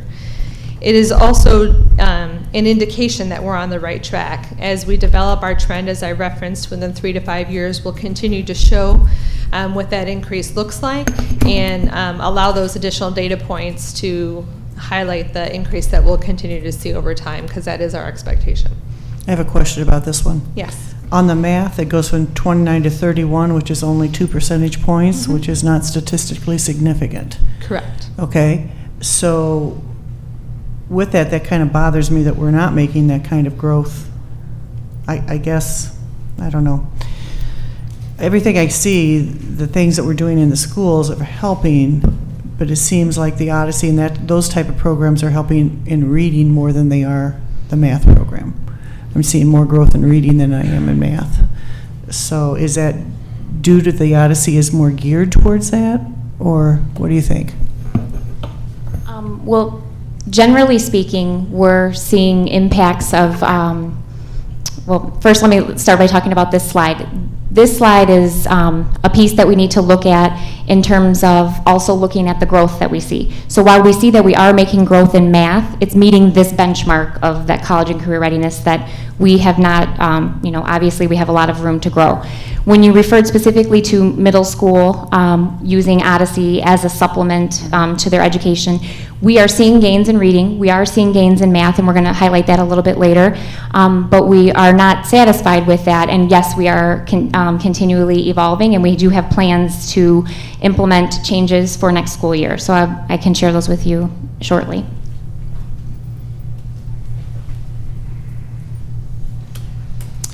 Ms. Kinder had briefly referenced this slide already. What you see here is the floating bar above is the college and career readiness benchmark.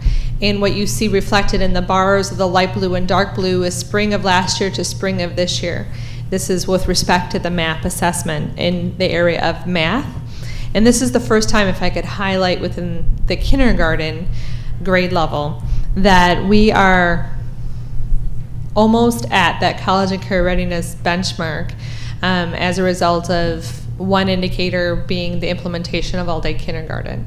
And so it's the first opportunity we have moving forward to maintain that college and career readiness benchmark for those students within kindergarten and continue to increase that benchmark for our respective grade levels following. So what you're saying is next year for first grade, they'll be at that bar for first grade. They'll be college and career ready for first grade. You bet, if not beyond. And basically, as it kind of does away from kindergarten on, what type of changes are going to be made or that you're looking at from the curriculum, because you've got kindergartners coming into first grade with a whole year behind them versus a half year. So are those things in place? Most definitely. The elementary team and the elementary teachers are well aware that the students who are coming into first grade are going to be more prepared, generally speaking, this year than they were in previous years. So there is a shift downward in the curriculum, so to speak, to meet those students where they're at and bring them forward. And the same thing goes all the way up the levels. The changes that we're seeing now, for example, going from 8th grade to 9th grade, that's an adjustment that we had to hurry up and get ready for our 9th graders, and that will continue to roll, and that will be a continual progressive wave as our students come up more and more ready.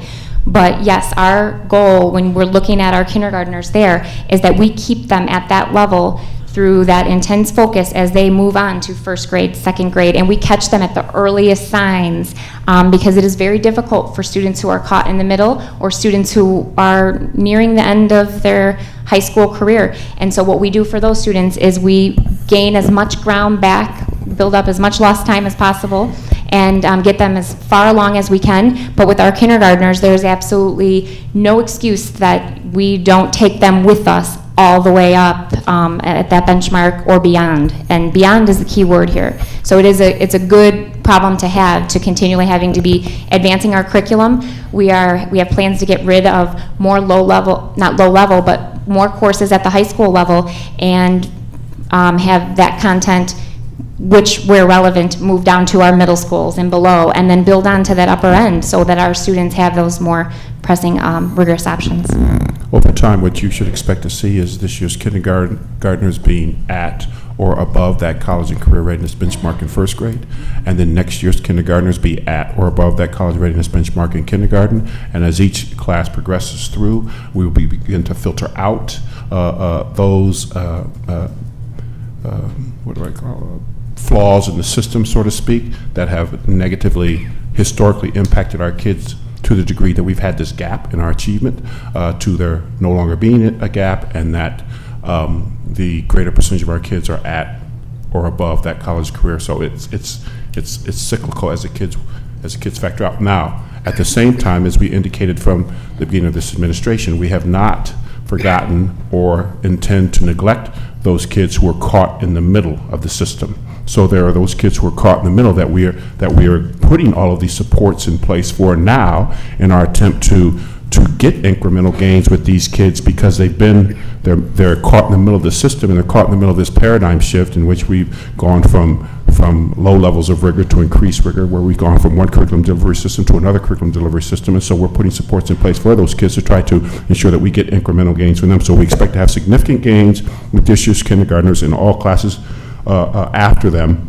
We also expect to have incremental gains to the degree that we can, realistically, for all the kids caught in the middle, so that they don't backslide. And one other point of reference I think that should be noted is that we have across kindergarten through 12th grade affected our rigor in the classroom. So with that being the case, you would expect that the kids that are caught in the middle should have some decline, because you're moving from, for example, 6th grade to 7th grade, and if we've adjusted that curriculum in 7th grade to a different rigor, standard of rigor from what the kids were used to in the 6th grade, when they get there should be gaps in their learning.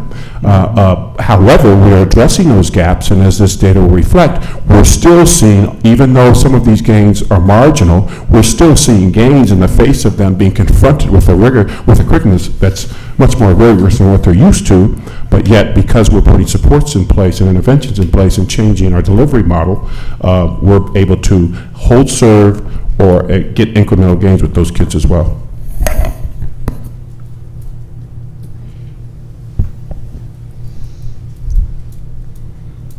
And this graph here looks more specifically at the area of reading. Again, in kindergarten, you see we are at that college and career readiness benchmark, just slightly below, but enough to say that we're there so that we know that minimum expectation has been established as we continue to move forward.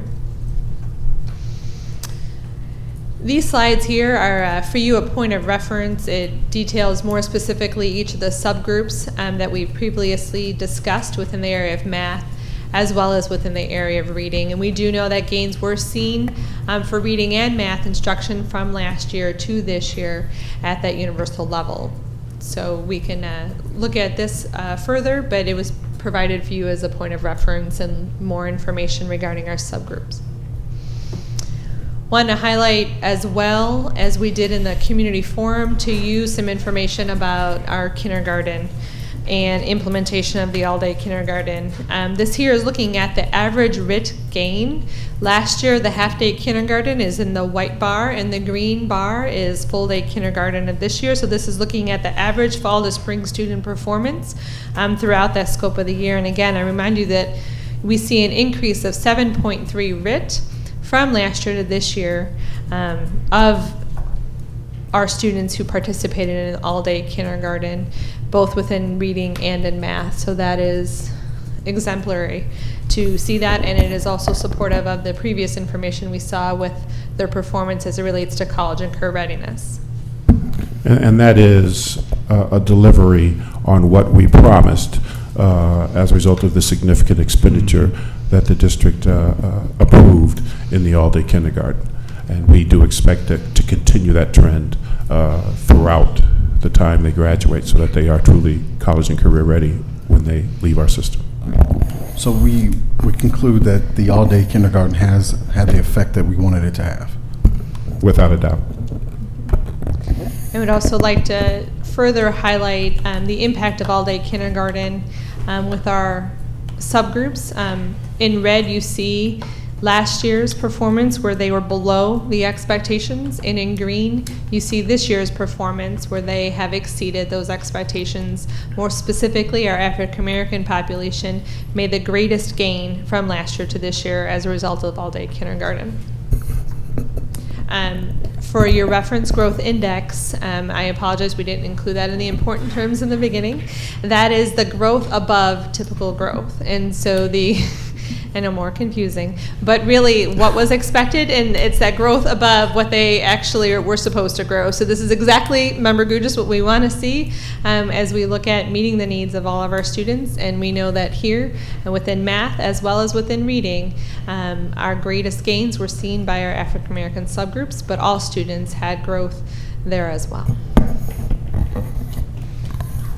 May I make another point that there's nothing we did to target our African American students for those gains, but when you put universal interventions in place that work for all kids, then those kids who have the most significant deficits would be the ones that would benefit the most from those. So we don't want anybody to think that we're just focusing on one particular subgroup, because we're not. That's not good educational pedagogy. But what is that you put universal interventions in place that are designed to impact all children, and then those who are the most significant, have the most significant deficits, should be the ones who have the greatest impact. Here we go on to highlight our enhancement program, which we implemented this year at the middle school level in grades 6, 7, and 8. In the graph on the left, you see reading, and the graph on the right, you see math. On the left and the right both, the columns are associated with 0 days of enhancement, meaning students that were not in the enhancement program. Students that were in enhancement 2 days, 3 days, and 5 days. 2 days, they were in enhancement for only one subject. 3 days, they were in enhancement for reading and math. And 5 days, reading and math in a smaller class size, was supported with more specific teacher instruction. So Member Sikora, to get back to your question about is this having a greater impact in reading than in math for our middle school students? I do want to put the frame of reference. The line at the very bottom of the graph is what is typical. And we know that we need to be more than typical, especially for students that are farther behind. So every bar that you see above that, our students have gained more than is to be expected. So for a year's worth of instruction, they're making more than to be expected progress during this 1 year. So with our 3-day, for example, with math, those students have a very tight crunch to focus on 2 subject areas, reading and math. So we are taking a more targeted approach as to how we guide the students through their personalized learning paths. And we are also, for our 5-day, using the resources that we have with the addition of special education teachers to push in to provide more targeted small group instruction specific to skills. And we're actually working with our enhancement teachers now to address how we can make this growth even more, specifically looking at our 3-day students. And for our 5-day students, to address Member Gugis' point, we know that those gains, even as great as they look, we need more in some instances for our students who are in the lowest areas. So that is why we are putting on another layer of support for our students And where we see students where this is not being impactful for mathematics, we are definitely looking at a more individualized basis and saying maybe this isn't the appropriate tool for them, and we're shifting more of their minutes to small group instruction that has a curricular tie and then a targeted skill focus versus the use of this program. But generally speaking, it is having an impact on a good number of students, but we need to be more strategic than that. So after first year of implementation, we're doing a full program review, and we are getting the teachers' input, we've got the students' input, and we are making adjustments to the programming. We do know, though, that we are in a better place at this time this year than we were last year. And we do know that there is a tremendous amount of work in, not just in the areas of reading and math, but in all of our curricular areas going on, and we're going to start to see the effects of that classroom curriculum, their general everyday curriculum, and the instructional changes that our teachers are working on. So once those two things meet, it's going to be a very nice marriage to support one another, to our students having increased gains. Kelly, thank you for changing those two graphs, by the way. I'm sure that drove you nuts as a math teacher. Quick question. Can you explain real quick for me again the enhancement bar and what that The is? zero enhancement that says that? Yeah. Okay, those are the students who do not go to enhancement class on top of their daily instruction. So what's that? What are we thinking about 3-day? What are we thinking about 3-day? We're, well, as I just explained briefly, we're thinking that we knew that it was going to be a crunch of time. They're in there 3 days a week, so it's approximately 120 minutes tight time. They're focusing on 2 subject areas, reading and math. That's very tight. We know that this is a crunch, but logistically speaking, it was the first step that we could make happen to see, to make it work. We know that adjustments need to be made. We can't offer, with our current staffing and our current school day schedule, we can't offer those students to be in there 5 days a week. So we do know that that would be a thing that would help if we could offer them small group instruction, because our 5-day students, in addition to working on Odyssey, are getting a greater amount of small group instruction. So we are looking at how we can have our students focus their time on one particular area or on targeted areas in both reading and math, and moving through their paths differently. And then we're also looking at our resources to see where we can offer that targeted skill-based instruction, that small group instruction. So again, this is where we are doing a program review and working with our teachers to make recommendations to make changes for next year. But as I mentioned, that is more growth than typically one would expect to see. So anything on this side of typical is good. We just need to be much higher up. Mr. Lucchese, on our earlier conversation about percentages, if it was the Price is Right, you would be going to play Plinko and I would be sitting down. The numbers were 48% and 43%, so thank you, sir.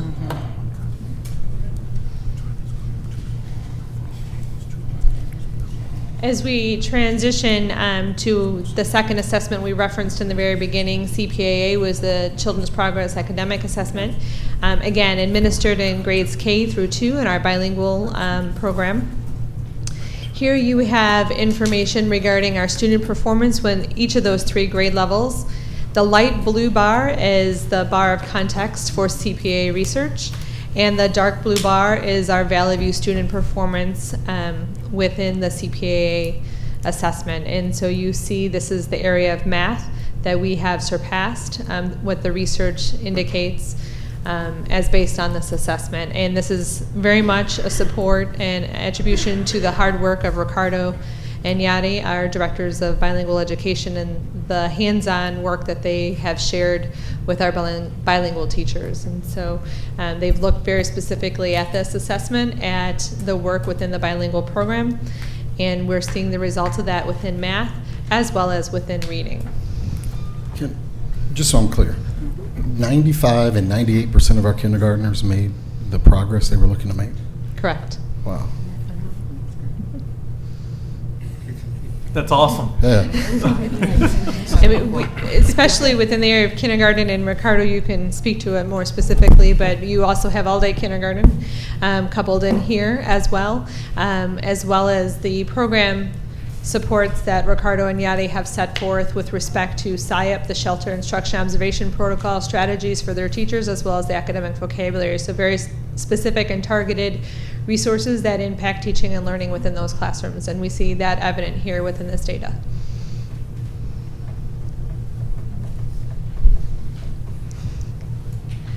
The third assessment we referenced in the beginning was the access assessment. And this graph here is two graphs actually. The graph on the left is looking at our LEP, our Limited English Proficient Student Enrollment by grade level. And you see that in kindergarten through third grade, we have high numbers. However, within, as the years progress, our numbers decrease.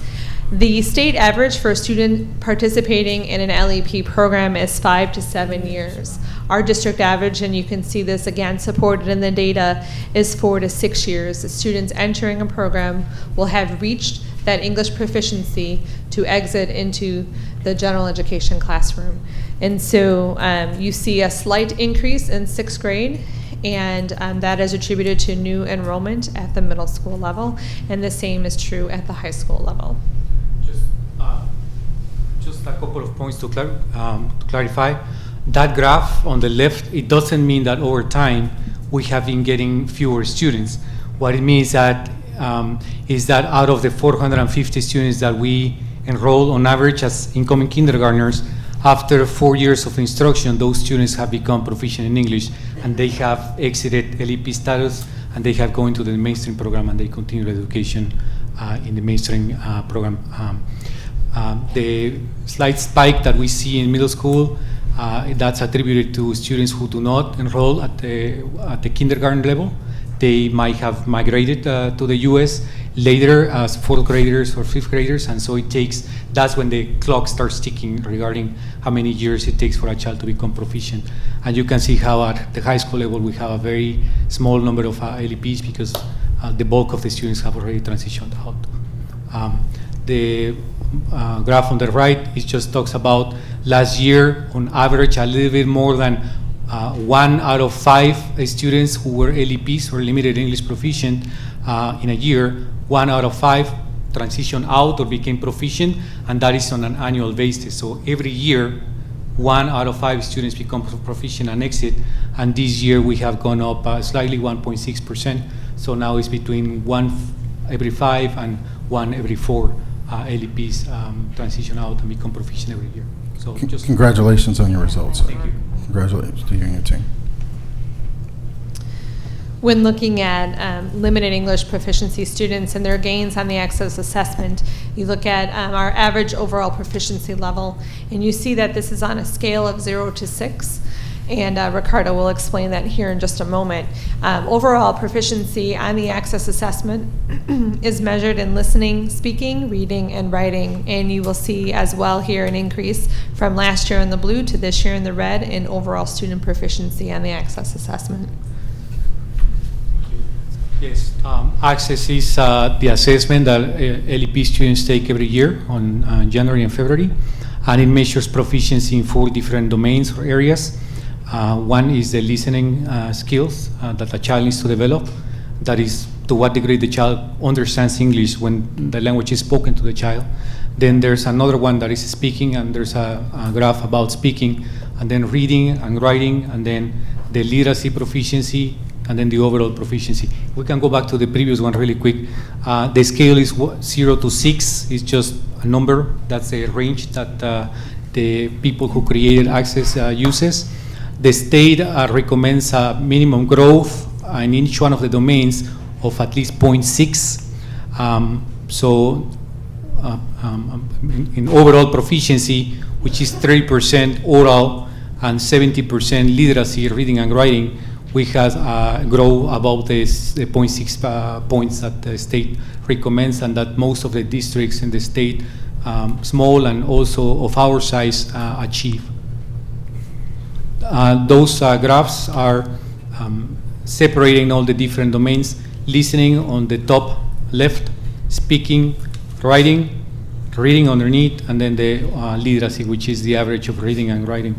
Out of all the different domains, the one that we continue to, I'm not going to say struggle, but we don't grow as much as in the other domains is the speaking one, because even though we met minimal required growth, that was the lower of the 4 different domains. So we definitely do some more work in terms of creating more opportunities for the students to practice their English skills in the classroom orally and not just focusing on the reading and the writing. So, thank you. So we'd be happy to entertain any questions or follow up with any requests for further information at this time. Again, this is just a quick snapshot of that shows you that there's been a tremendous amount of work going on in this district, from in front of the students in the classroom with our teachers and our paraprofessionals, to those that work behind the scenes supporting them in their work, to the administrators that are leading the way in terms of leading our buildings as instructional leaders, and those that are working on curriculum and professional development. So, it's my privilege to share this with you, and it's exciting because we know we're moving in the right direction. Yet we know that we have to keep our focus on areas and be very strategic about improvements that we make. So, I'm very pleased to share this data with you, and I'd be happy to answer any questions. I guess one comment.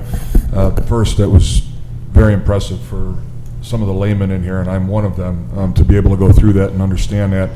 But more importantly, as a parent with now 2 kids in the district, I think that information is vital, because I hear a lot out there that, what are we doing to make our kids better and prepare them better? And those results speak for themselves. I mean, that speaks volumes. So I would just, whatever we can do to get that out, don't wait for a board meeting, don't wait for MAP assessments to come out in the mail. Brag about that, and brag about it whenever you can and however you can, because those results are a direct result of administration, staff, and the students busting their behinds to improve, and it's just impressive. So whatever we can do to get it out, let's get it out. I would concur. I think that our overall results are extremely moving in the right direction. And when we brought on MAP, this is what we said we wanted to see, and we're seeing that.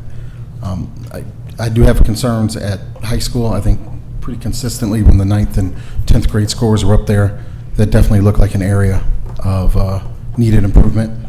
And I just think we report things sometimes not in the best way.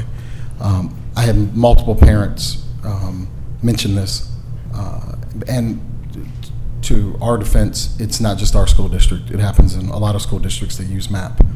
But when MAP comes out at the end of the year and your child doesn't make typical growth, and I've already mentioned my issues with typical growth, but your child doesn't make typical growth, what it says to you is contact your child's teacher. But school's out.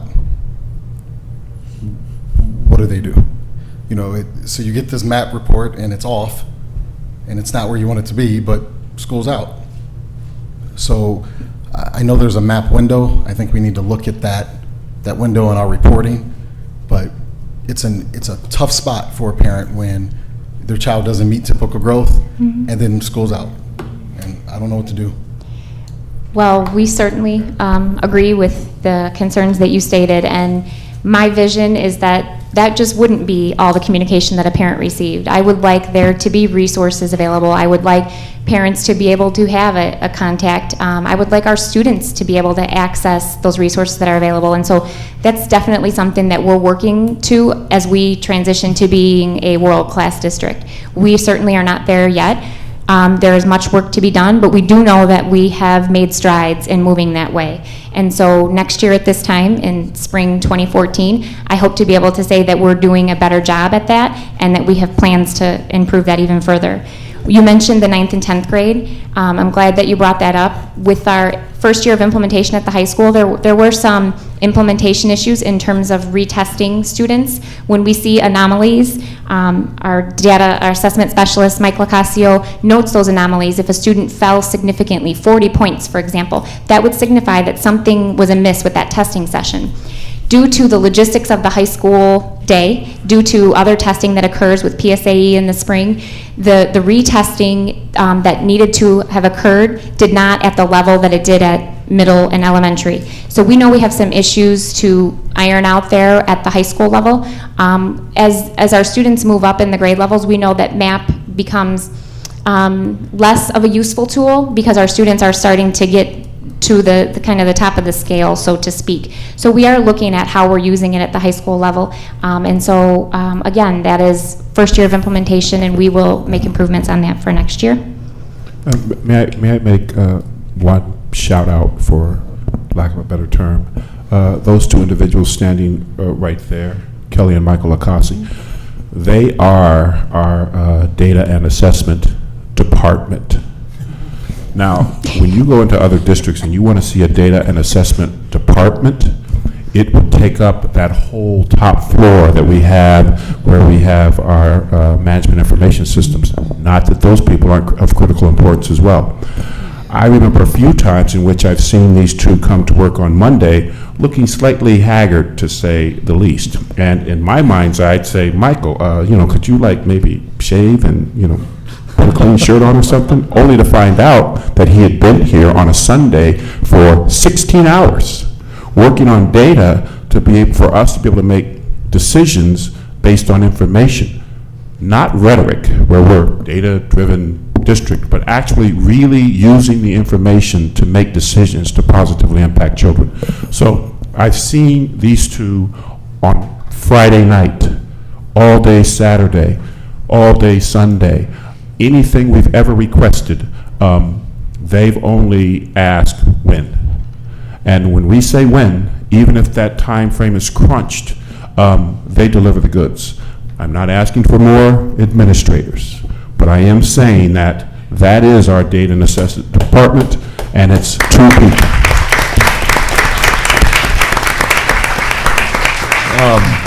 Don't get sick. To that point, I wanted to also just congratulate Ms. Kinder and the team and all of our administrators and teachers, because I know that there's been some comments that the gains haven't been significant, but any gain is moving in the right direction, and this is a very new program to us, and I've seen it. I think your closing statements, Ms. Kinder, does bring some concern, right? When you say, I wish, or I'd like to have this, or like to be able to have the communication better, or to be able to do that. What I would rather like to hear you say is, we are going to do these changes. We are going to have a better communication. We're going to be able to have our community and our parents have the right information so that they're able to reach out to their administrators, their teachers, not I kind of like, or I want to have it. No, we will have it, because obviously that's what we need to do in order to move to the right direction. But other than that, I think the whole presentation, we're seeing gains. I've seen it in my children. So I think I just want to congratulate you guys for moving in the right direction. Okay, point well taken. And when I said I wish, I meant I wish we could have it all instantly, but we will. We will. We will have those things in place. Thank you. I'd like to thank Mike and Kelly too, because I know that I can't email them on a weekend because they will respond. Mike sometimes 8-9 pages long responses, but they will respond. So I think your dedication is appreciated, along with yours, Rachel, as always. Thank you. And we do value the feedback. We do value the challenging questions that you pose to us. We do welcome the feedback from the academic committee. I know we've worked back and forth many times in developing those parent map reports. So we, to the members of the academic committee or to any members of the community, we do encourage your feedback and support, and we will most definitely work to improve. Just one last comment, and this falls under the category of what have you done for us lately. All of this data, and we talked about how that wave will move up. I just like everybody to keep in mind, status quo is nice for about a day, but what are we going to do to make those kindergartners that much better next year, so that that wave keeps flowing, and it's not just a constant little tide that comes in and never goes back out and grabs a bigger wave. We have been examining, again, our delivery systems from the beginning. We clearly expect that those kindergartners will be at college and career ready, if not above, next year. And one of the significant changes that we plan on putting in place, because we already have the infrastructure in place, is to utilize our block scheduling and flexible grouping to ensure that and please don't misunderstand flexible grouping to be tracking, because it's not. We're not changing the expectation, but we have found that there has been some significant impact when a particular teacher sets, for example, one at R.C. Hill in first grade at math, have had some significant impact on achievement. So we're looking again at our delivery systems, and we will be putting professional development in place to ensure that we don't have those losses. Thank you. Thank you all for your presentation. Thank you. Thank you for your We've all been time. waiting for it for a long time.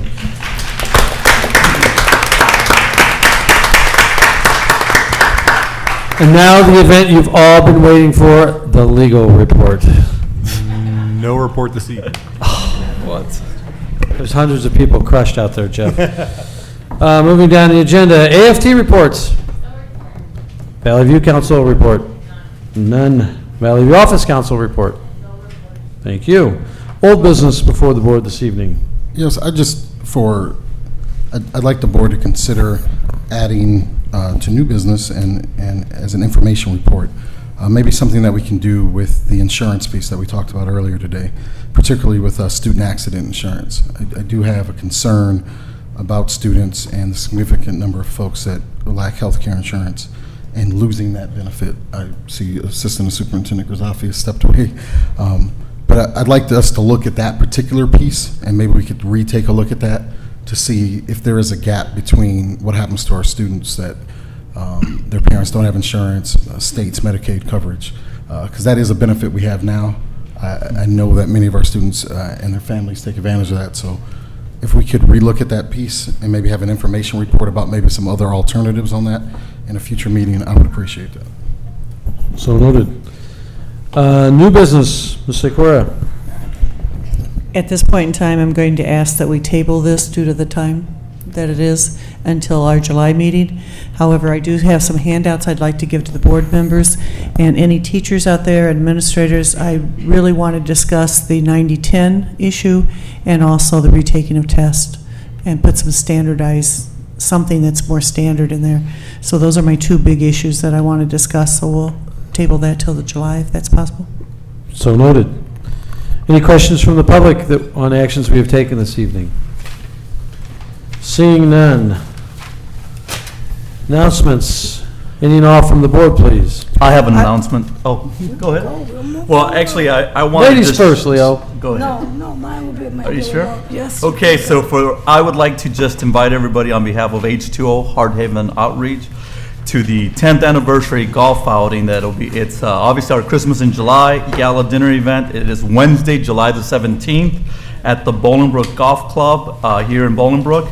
The honorary event co-chairs are our mayor for Bolingbrook, Roger Clare, and Lindsay M. Smith, the founding executive director. This organization helps give the gift of hope to many of the struggling teenagers here in our school district. So I'd like to invite everyone out there on Wednesday, July the 17th. Registration's at 11 a.m. and golf outing shotgun start is at 12:30 p.m. So we welcome the entire public to join us. Thank you. Okay. Now it's my turn. I would just like to say we've heard all the results tonight, and we know that we could not have done that with all the staff and the teachers as well. So I would just like to take this opportunity to thank all the teachers of all the hard work that they did to make these things happen also. And I'd also just like to thank some special people that went a little bit beyond. I always hear said that not just above duty, it is our duty to do all that we can for the students of this community. But I was at one of our graduations for one of our outplaced students, which have grown so much since he having, some of you even saw him when him and his grandmother brought him here. And we did have a representative from my district, Erica Estrom, and I would like to thank her for attending that graduation. And then I was at the wake, or was it the funeral, the wake of one of our teachers, even though it was the last day of school. No, she was a social worker from Brooks, Mary Davis, that she even came to school on the day of her mother's wake. So we do have some outstanding employees in this district. And then I again also like to thank Ms. Venus Smith again for all the work that she's done. We saw the accomplishment in our kindergartners, and we do know that she is the assistant superintendent of K through 5. So I would just really take this time to stand up and thank her for all the work that she's done for this community.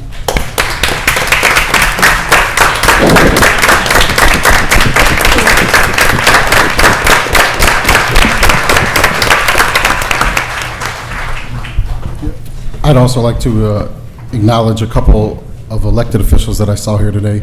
As always, Deputy Mayor Brown is always a present figure here. I also saw Trustee Lawler. And I want to also see in the back, I see DuPage Township Trustee, newly elected Trustee Ken Burgess. Thank you for your attendance tonight. I also wanted to pass on my thanks to Mrs. Smith. Venus, it has been a pleasure to get to know you and to work with you. Appreciate all the hard work that you put in for our students. Your work ethic and your desire for the best for our kids is my takeaway on your time here. And thank you very much for that. I also want to state again to the parents and the students in the Romeoville Junior ROTC that I'm confident that this board has your back, your principal has your back, and we will do everything in our power to continue to see that program not only stay present but grow. I do also want to welcome the newest member of Romeoville and the Valley View School District, the newest resident, Professor Becky Darner. Thanks for moving into our community and coming to your first school board meeting. I knew you looked familiar. Anyone else to my left? Real briefly, I want to congratulate and thank all the people in the communities, Bolingbrook, Romeoville, and all around. The Walk for Life was, and there may be a few more of them going on, but there was a big turnout in both communities. People Walk for Life for cancer, raising money, raising awareness, and so on and so forth. I'm sporting a pink pin today. Happens to be the 1-year anniversary of the death of my sister from breast cancer. And I don't know how you handle it, but it's one of the tougher phone calls I've ever had to make to my parents today, just to say, hey, we're thinking about you. And but I want to thank all the people in the community that go out and try to raise money to cure cancer, regardless of the type that it is. It's a scourge, and there's millions and billions of dollars that goes into the research, and hopefully it's something, and breast cancer doesn't discriminate, it doesn't pick an age, it doesn't really matter, but all the cancers that are out there, so everybody chips in somewhere, somehow. And I also want to thank all the people who have signed up for the United Way, all of our teachers, administrators. I want to keep pushing forward to do things. The United Way does things for the people in our community, and thank all the charitable organizations, H2O, and so on and so on and so on. We had the nights here today, and there's just so many good people in our two communities that donate their time if they don't have money, those who donate money if they don't have the time. It's greatly appreciated by all the charity organizations, and thank you all for your help to do that. So with that, a motion to adjourn.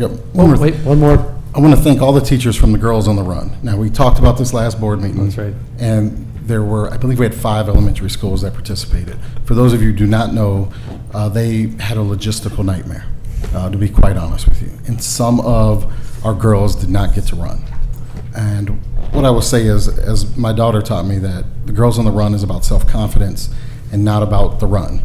And I want to thank the teachers in particular for living that value, because it was tense and people are upset.